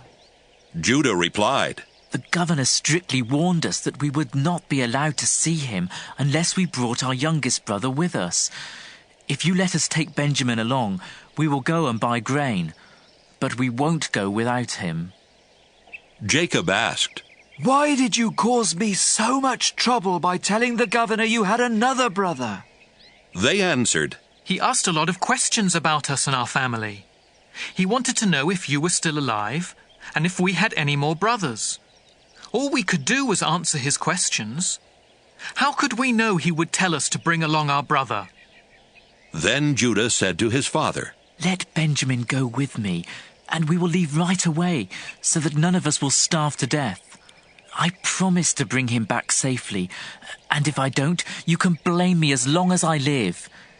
If we had not wasted all this time, we could already have been there and back twice. Their father said, If Benjamin must go with you, take the governor a gift of some of the best things from our own country, such as perfume, honey, spices, pistachio nuts and almonds. Also, take along twice the amount of money for the grain, because there must have been some mistake when the money was put back in your sacks. Take Benjamin with you and leave right away. When you go in to see the governor, I pray that God all-powerful will be good to you, and that the governor will let your other brother and Benjamin come back home with you. If I must lose my children, I suppose I must. The brothers took the gifts, twice the amount of money, and Benjamin. Then they hurried off to Egypt. When they stood in front of Joseph, he saw Benjamin and told the servant in charge of his house, Take these men to my house. Slaughter an animal and cook it so they can eat with me at noon. The servant did as he was told and took the brothers to Joseph's house. But on the way they got worried and started thinking, We are being taken there because of the money that was put back in our sacks last time. He will arrest us, make us his slaves, and take our donkeys. So when they arrived at Joseph's house, they said to the servant in charge, Sir, we came to Egypt once before to buy grain. But when we stopped for the night, we each found in our grain sacks the exact amount we had paid. We have brought that money back, together with enough money to buy more grain. We don't know who put the money in our sacks. It's all right, the servant replied. Don't worry. The God you and your father worship must have put the money there, because I received your payment in full. Then he brought Simeon out to them. The servant took them into Joseph's house and gave them water to wash their feet. He also tended their donkeys. The brothers got their gifts ready to give to Joseph at noon, since they had heard they were going to eat there. When Joseph came home, they gave him the gifts they had brought, and they bowed down to him. After Joseph had asked how they were, he said, What about your elderly father? Is he still alive? They answered, Your servant, our father, is still alive and well. And again they bowed down to Joseph. When Joseph looked around and saw his brother Benjamin, he said, This must be your youngest brother, the one you told me about. God bless you, my son. Right away he rushed off to his room and cried because of his love for Benjamin. After washing his face and returning, he was able to control himself and said, Serve the meal. Joseph was served at a table by himself, and his brothers were served at another. The Egyptians sat at yet another table, because Egyptians felt it was disgusting to eat with Hebrews. To the surprise of Joseph's brothers, they were seated in front of him according to their ages, from the oldest to the youngest. They were served food from Joseph's table, and Benjamin was given 5 times as much as each of the others. So Joseph's brothers drank with him and had a good time.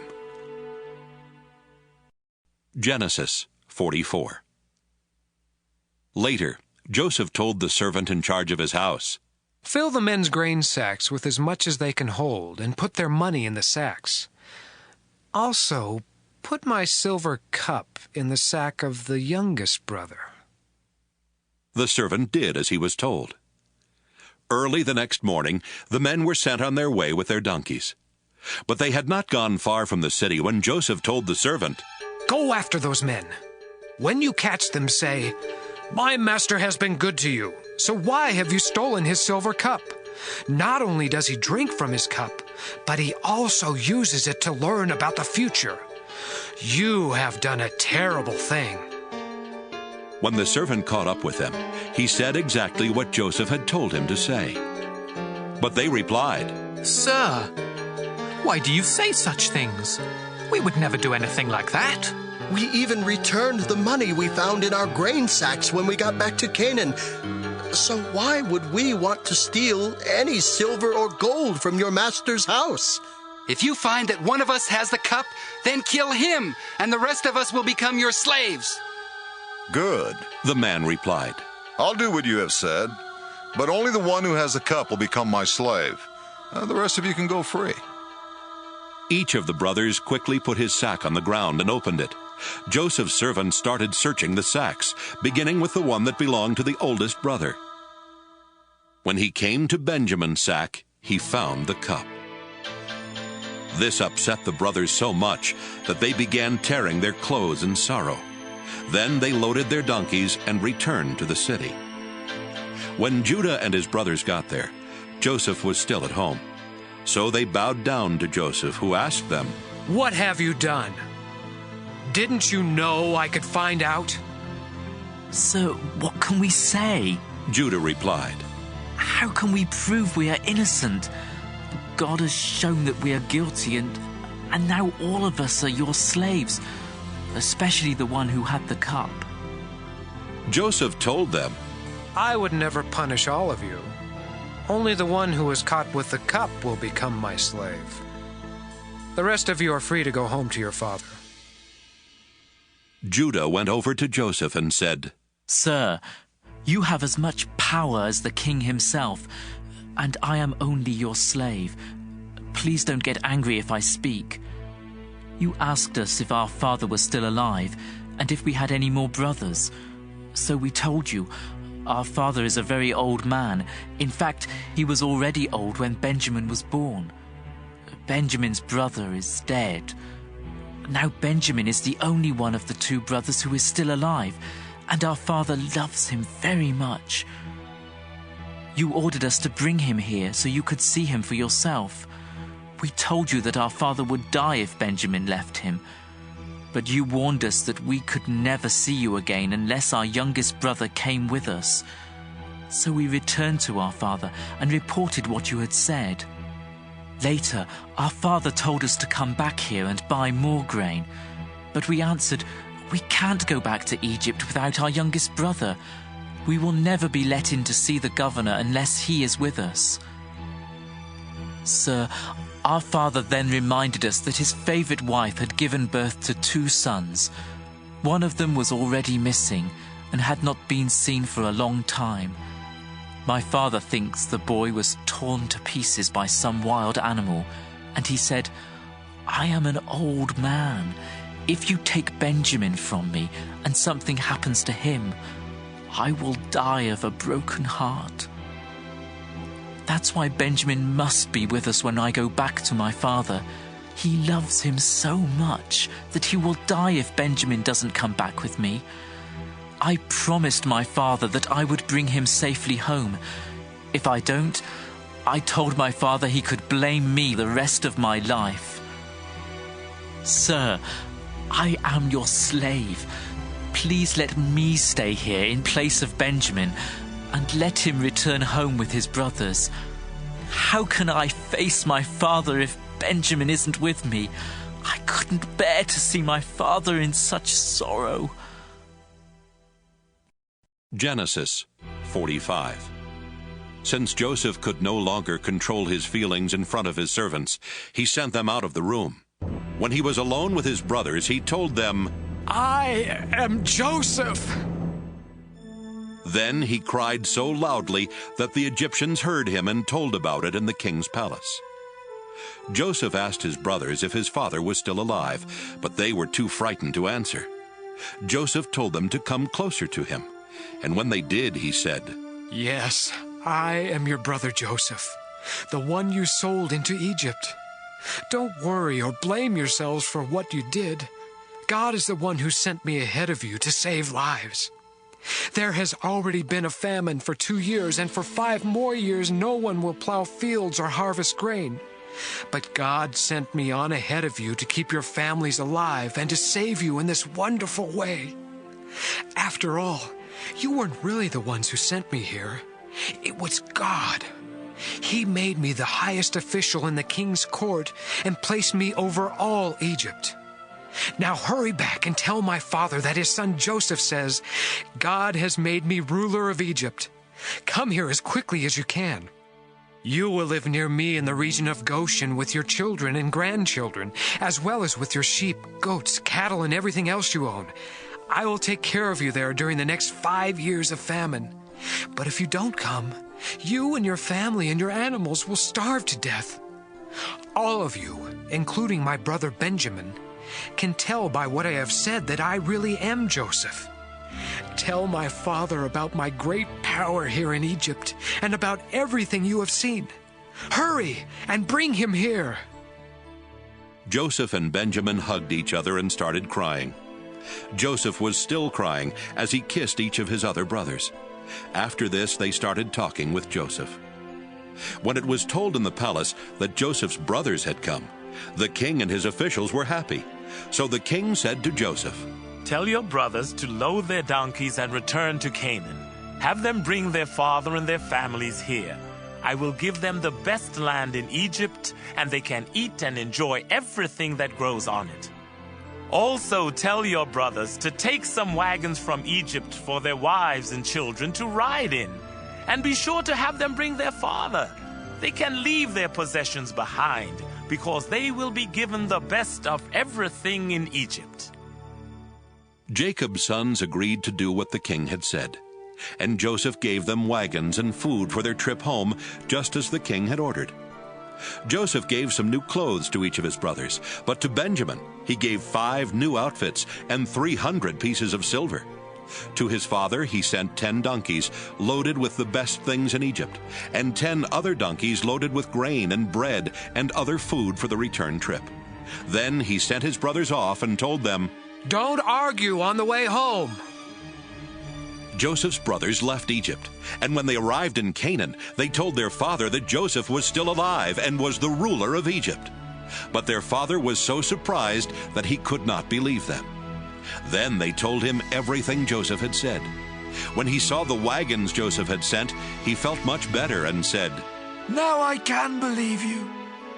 My son Joseph must really be alive, and I will get to see him before I die." Genesis 46. Jacob packed up everything he owned and left for Egypt.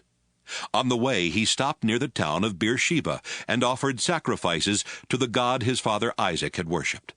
That night, God spoke to him and said, "Jacob, Jacob." "Here I am," Jacob answered. God said, "I am God, the same God your father worshipped. Don't be afraid to go to Egypt. I will give you so many descendants that one day they will become a nation. I will go with you to Egypt, and later I will bring your descendants back here. Your son Joseph will be at your side when you die." Jacob and his family set out from Beersheba and headed for Egypt. His sons put him in the wagon that the king had sent for him, and they put their small children and their wives in the other wagons. Jacob's whole family went to Egypt, including his sons, his grandsons, his daughters, and his granddaughters. They took along their animals and everything else they owned. When Jacob went to Egypt, His children who were born in northern Syria also went along with their families. Jacob and his wife Leah had a total of 33 children, grandchildren, and great-grandchildren, but 2 of their grandchildren had died in Canaan. Their oldest son Reuben took his sons Hanok, Palu, Hezron, and Carmi. Their son Simeon took his sons Jemuel, Jamin, Ohad, Jachin, Zohar, and Shaul, whose mother was a Canaanite. Their son Levi took his sons Gershon, Kohath, and Merari. Their son Judah took his sons Shelah, Perez, and Zerah. Judah's sons and Onan had died in Canaan. Judah's son Perez took his sons Hezron and Hamel. Their son Issachar took his sons Tola, Puvah, Jashub, and Shimron. Their son Zebulun took his sons Sirad, Elon, and Jaleel. Their daughter Dinah also went. Jacob and Zilpah, the servant woman Laban had given his daughter Leah, had a total of 16 children, grandchildren, and great-grandchildren. Their son Gad took his sons Ziphion, Haggai, Shunai, Esbon, Eri, Arodi, and Areli. Their son Asher took his sons Imnah, Ishva, Ishvi, and Beriah, who took his sons Heber and Malchiel. Serah, the daughter of Asher, also went. Jacob and Rachel had 14 children and grandchildren. Their son Joseph was already in Egypt, where he had married Asenath, daughter of Potipherah, the priest of Heliopolis. Joseph and Asenath had 2 sons, Manasseh and Ephraim. Jacob and Rachel's son Benjamin took his sons Bela, Becher, Ashbel, Gera, Naaman, Ehi, Rosh, Muppim, Huppim, and Ard. Jacob and Bilhah, the servant woman Laban had given his daughter Rachel, had 7 children and grandchildren. Their son Dan took his son Hushim. Their son Naphtali took his sons Jaziel, Gunai, Jezer, and Shillem. 66 members of Jacob's family went to Egypt with him, not counting his daughters-in-law. Jacob's 2 grandsons who were born there made it a total of 70 members of Jacob's family in Egypt. Jacob had sent his son Judah ahead of him to ask Joseph to meet them in Goshen. So Joseph got in his chariot and went to meet his father. When they met, Joseph hugged his father around the neck and cried for a long time. Jacob said to Joseph, "Now that I have seen you and know you are still alive, I am ready to die." Then Joseph said to his brothers and to everyone who had come with them, I must go and tell the king that you have arrived from Canaan. I will tell him that you are shepherds and that you have brought your sheep, goats, cattle, and everything else you own.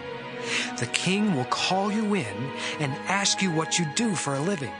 When he does, be sure to say, "We are shepherds. Our families have always raised sheep." If you tell him this, he will let you settle in the region of Goshen. Joseph wanted them to say this to the king because the Egyptians did not like to be around anyone who raised sheep. Genesis 47. Joseph took his 5 brothers to the king and told him, My father and my brothers have come from Canaan. They have brought their sheep, goats, cattle, and everything else they own to the region of Goshen. Then he introduced his brothers to the king, who asked them, What do you do for a living? Sir, we are shepherds, was their answer. Our families have always raised sheep. But in our country, all the pastures are dried up, and our sheep have no grass to eat. So we, your servants, have come here. Please, let us live in the region of Goshen. The king said to Joseph, It's good that your father and brothers have arrived. I will let them live anywhere they choose in the land of Egypt, but I suggest that they settle in Goshen, the best part of our land. I would also like for your finest shepherds to watch after my own sheep and goats. Then Joseph brought his father Jacob and introduced him to the king. Jacob gave the king his blessing, and the king asked him, How old are you? Jacob answered, I have lived only 130 years, and I have had to move from place to place. My parents and my grandparents also had to move from place to place, but they lived much longer, and their life was not as hard as mine. Then Jacob gave the king his blessing once again and left. Joseph obeyed the king's orders and gave his father and brothers some of the best land in Egypt near the city of Ramesses. Joseph also provided food for their families. The famine was bad everywhere in Egypt and Canaan, and the people were suffering terribly. So Joseph sold them the grain that had been stored up, and he put the money in the king's treasury. But when everyone had run out of money, the Egyptians came to Joseph and demanded, Give us more grain! If you don't, we'll soon be dead, because our money's all gone! If you don't have any money, Joseph answered, give me your animals, and I'll let you have some grain. From then on, they brought him their horses and donkeys and their sheep and goats in exchange for grain. Within a year, Joseph had collected every animal in Egypt. Then the people came to him and said, Sir, there's no way we can hide the truth from you. We are broke, and we don't have any more animals. We have nothing left except ourselves and our land. Don't let us starve and our land be ruined. If you'll give us grain to eat and seed to plant, we'll sell ourselves and our land to the king. We'll become his slaves. The famine became so severe that Joseph finally bought every piece of land in Egypt for the king and made everyone the king's slaves except the priests. The king gave the priests a regular food allowance, so they did not have to sell their land. Then Joseph said to the people, You and your land now belong to the king. I am giving you seed to plant, but 1/5 of your crops must go to the king. You can keep the rest as seed or as food for your families. Sir, you have saved our lives. They answered. We are glad to be slaves of the king. Then Joseph made a law that 1/5 of the harvest would always belong to the king. Only the priests did not lose their land. The people of Israel made their home in the land of Goshen, where they became prosperous and had large families. Jacob himself lived there for 17 years before dying at the age of 147. When Jacob knew he did not have long to live, he called in Joseph and said, If you really love me, you must make a solemn promise not to bury me in Egypt. Instead, bury me in the place where my ancestors are buried. I will do what you have asked, Joseph answered. Will you give me your word? Jacob asked. Yes, I will, Joseph promised. After this, Jacob bowed down and prayed at the head of his bed. Genesis 48. Joseph was told that his father Jacob had become very sick. So Joseph went to see him and took along his 2 sons Manasseh and Ephraim. When Joseph arrived, someone told Jacob, Your son Joseph has come to see you. Jacob sat up in bed, but it took almost all his strength.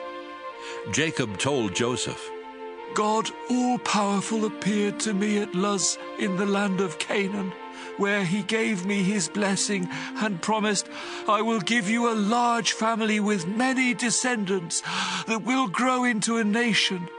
And I am giving you this land that will belong to you and your family forever. Then Jacob went on to say, Joseph, your 2 sons Ephraim and Manasseh were born in Egypt, but I accept them as my own, just as Reuben and Simeon are mine. Any children you have later will be considered yours, but their inheritance will come from Ephraim and Manasseh. Unfortunately, your mother Rachel died in Canaan after we had left northern Syria and before we reached Bethlehem, and I had to bury her along the way. Jacob was very old and almost blind. He did not recognize the 2 boys, and so he asked Joseph, Who are these boys? Joseph answered, They are my sons. God has given them to me here in Egypt. Bring them to me, Jacob said. I want to give them my blessing. Joseph brought the boys to him, and he hugged and kissed them. Jacob turned to Joseph and told him, For many years I thought you were dead, and that I would never see you again. But now God has even let me live to see your children. Then Joseph made his sons move away from Jacob's knees, and Joseph bowed down in front of him with his face to the ground. After Joseph got up, he brought his 2 sons over to Jacob again. He led his younger son Ephraim to the left side of Jacob, and his older son Manasseh to the right. But before Jacob gave them his blessing, he crossed his arms, putting his right hand on the head of Ephraim and his left hand on the head of Manasseh. Then he gave Joseph his blessing and said, My grandfather Abraham and my father Isaac worshipped the Lord God. He has been with me all my life, and his angel has kept me safe. Now I pray that he will bless these boys, and that my name and the names of Abraham and Isaac will live on because of him. I ask God to give them many children and many descendants as well. Joseph did not like it when he saw his father place his right hand on the head of the younger son. So he tried to move his father's right hand from Ephraim's head and place it on Manasseh. Joseph said, Father, you have made a mistake. This is the older boy. Put your right hand on him. But his father said, Son, I know what I am doing. It's true that Manasseh's family will someday become a great nation, but Ephraim will be even greater than Manasseh, because his descendants will become many great nations. Jacob told him that in the future the people of Israel would ask God's blessings on one another by saying, I pray for God to bless you as much as he blessed Ephraim and Manasseh. Jacob put Ephraim's name first to show that he would be greater than Manasseh. After that, Jacob said, Joseph, you can see that I won't live much longer, but God will be with you and will lead you back to the land he promised our family long ago. Meanwhile, I'm giving you the hillside I captured from the Amorites. Genesis 49. Jacob called his sons together and said, My sons, I am Jacob, your father Israel. Come, gather around as I tell your future. Reuben, you are my oldest, born at the peak of my powers. You were an honored leader, uncontrollable as a flood. You slept with my wife and disgraced my bed, so you no longer deserve the place of honor. Simeon and Levi, you are brothers, each a gruesome sword. I never want to take part in your plans or deeds. You slaughtered people in your anger, and you crippled cattle for no reason. Now I place a curse on you because of your fierce anger. Your descendants will be scattered among the tribes of Israel.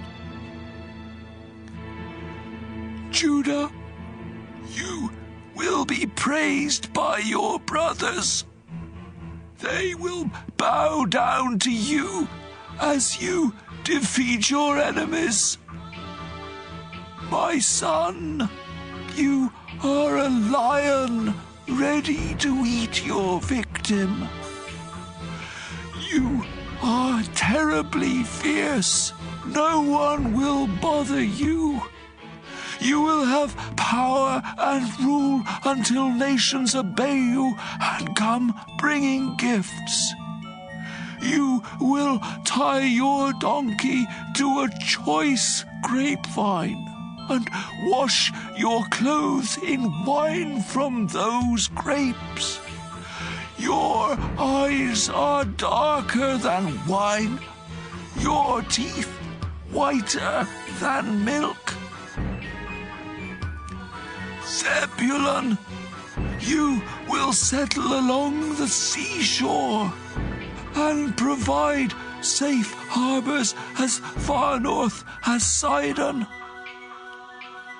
Issachar, you are a strong donkey resting in the meadows.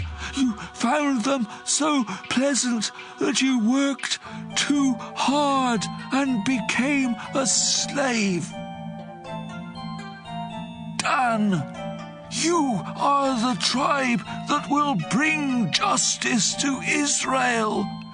You are a snake that bites the heel of a horse, making its rider fall. Oh, Lord, I am waiting for you to save us. Gad, you will be attacked.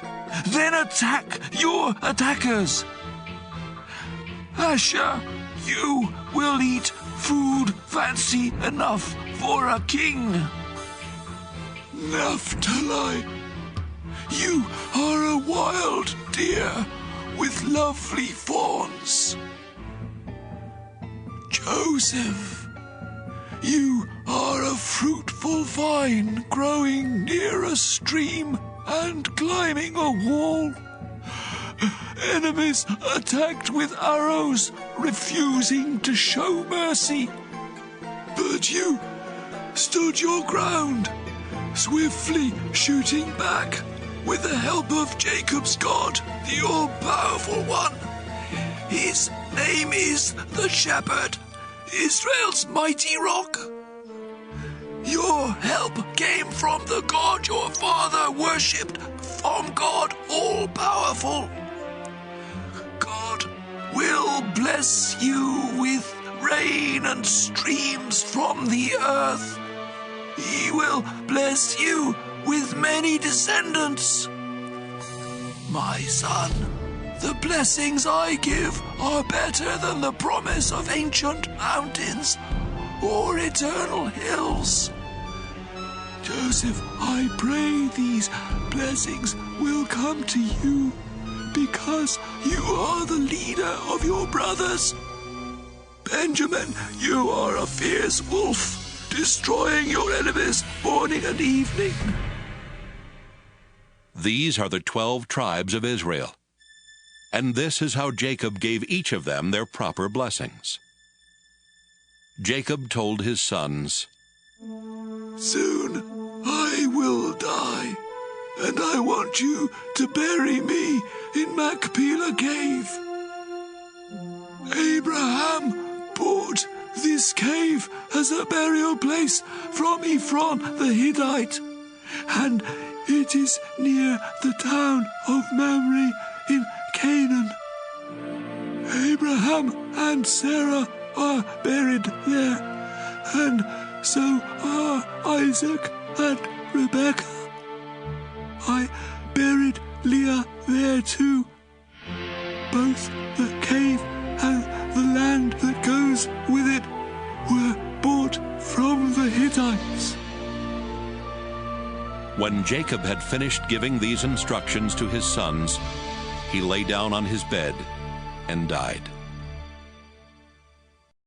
Genesis 50. Joseph started crying, then leaned over to hug and kiss his father. Joseph gave orders for Jacob's body to be embalmed, and it took the usual 40 days. The Egyptians mourned 70 days for Jacob.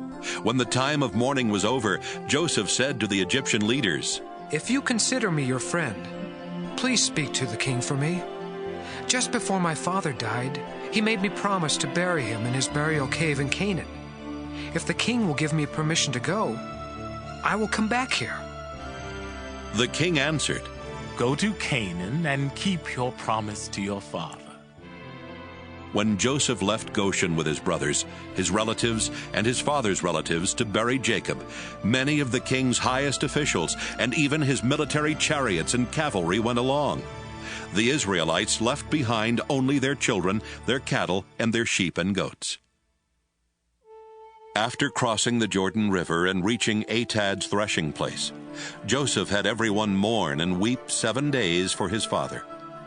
The Canaanites saw this and said, The Egyptians are in great sorrow. Then they named the place Egypt in sorrow. So Jacob's sons did just as their father had instructed. They took him to Canaan and buried him in Machpelah cave, the burial place Abraham had bought from Ephron the Hittite. After the funeral, Joseph, his brothers, and everyone else returned to Egypt. After Jacob died, Joseph's brothers said to each other, What if Joseph still hates us and wants to get even with us for all the cruel things we did to him? So they sent this message to Joseph. Before our father died, he told us, You did some cruel and terrible things to Joseph, but you must ask him to forgive you. Now we ask you to please forgive the terrible things we did. After all, we serve the same God that your father worshipped. When Joseph heard this, he started crying. Right then, Joseph's brothers came and bowed down to the ground in front of him and said, We are your slaves. But Joseph told them, Don't be afraid. I have no right to change what God has decided. You tried to harm me, but God made it turn out for the best, so that he could save all these people as he is now doing. Don't be afraid. I will take care of you and your children. After Joseph said this, his brothers felt much better. Joseph lived in Egypt with his brothers until he died at the age of 110. Joseph lived long enough to see Ephraim's children and grandchildren. He also lived to see the children of Manasseh's son Machir, and he welcomed them into his family. Before Joseph died, he told his brothers, I won't live much longer, but God will take care of you and lead you out of Egypt to the land he promised Abraham, Isaac, and Jacob. Now, promise me that you will take my body with you when God leads you to that land. So Joseph died in Egypt at the age of 110. His body was embalmed and put in a coffin.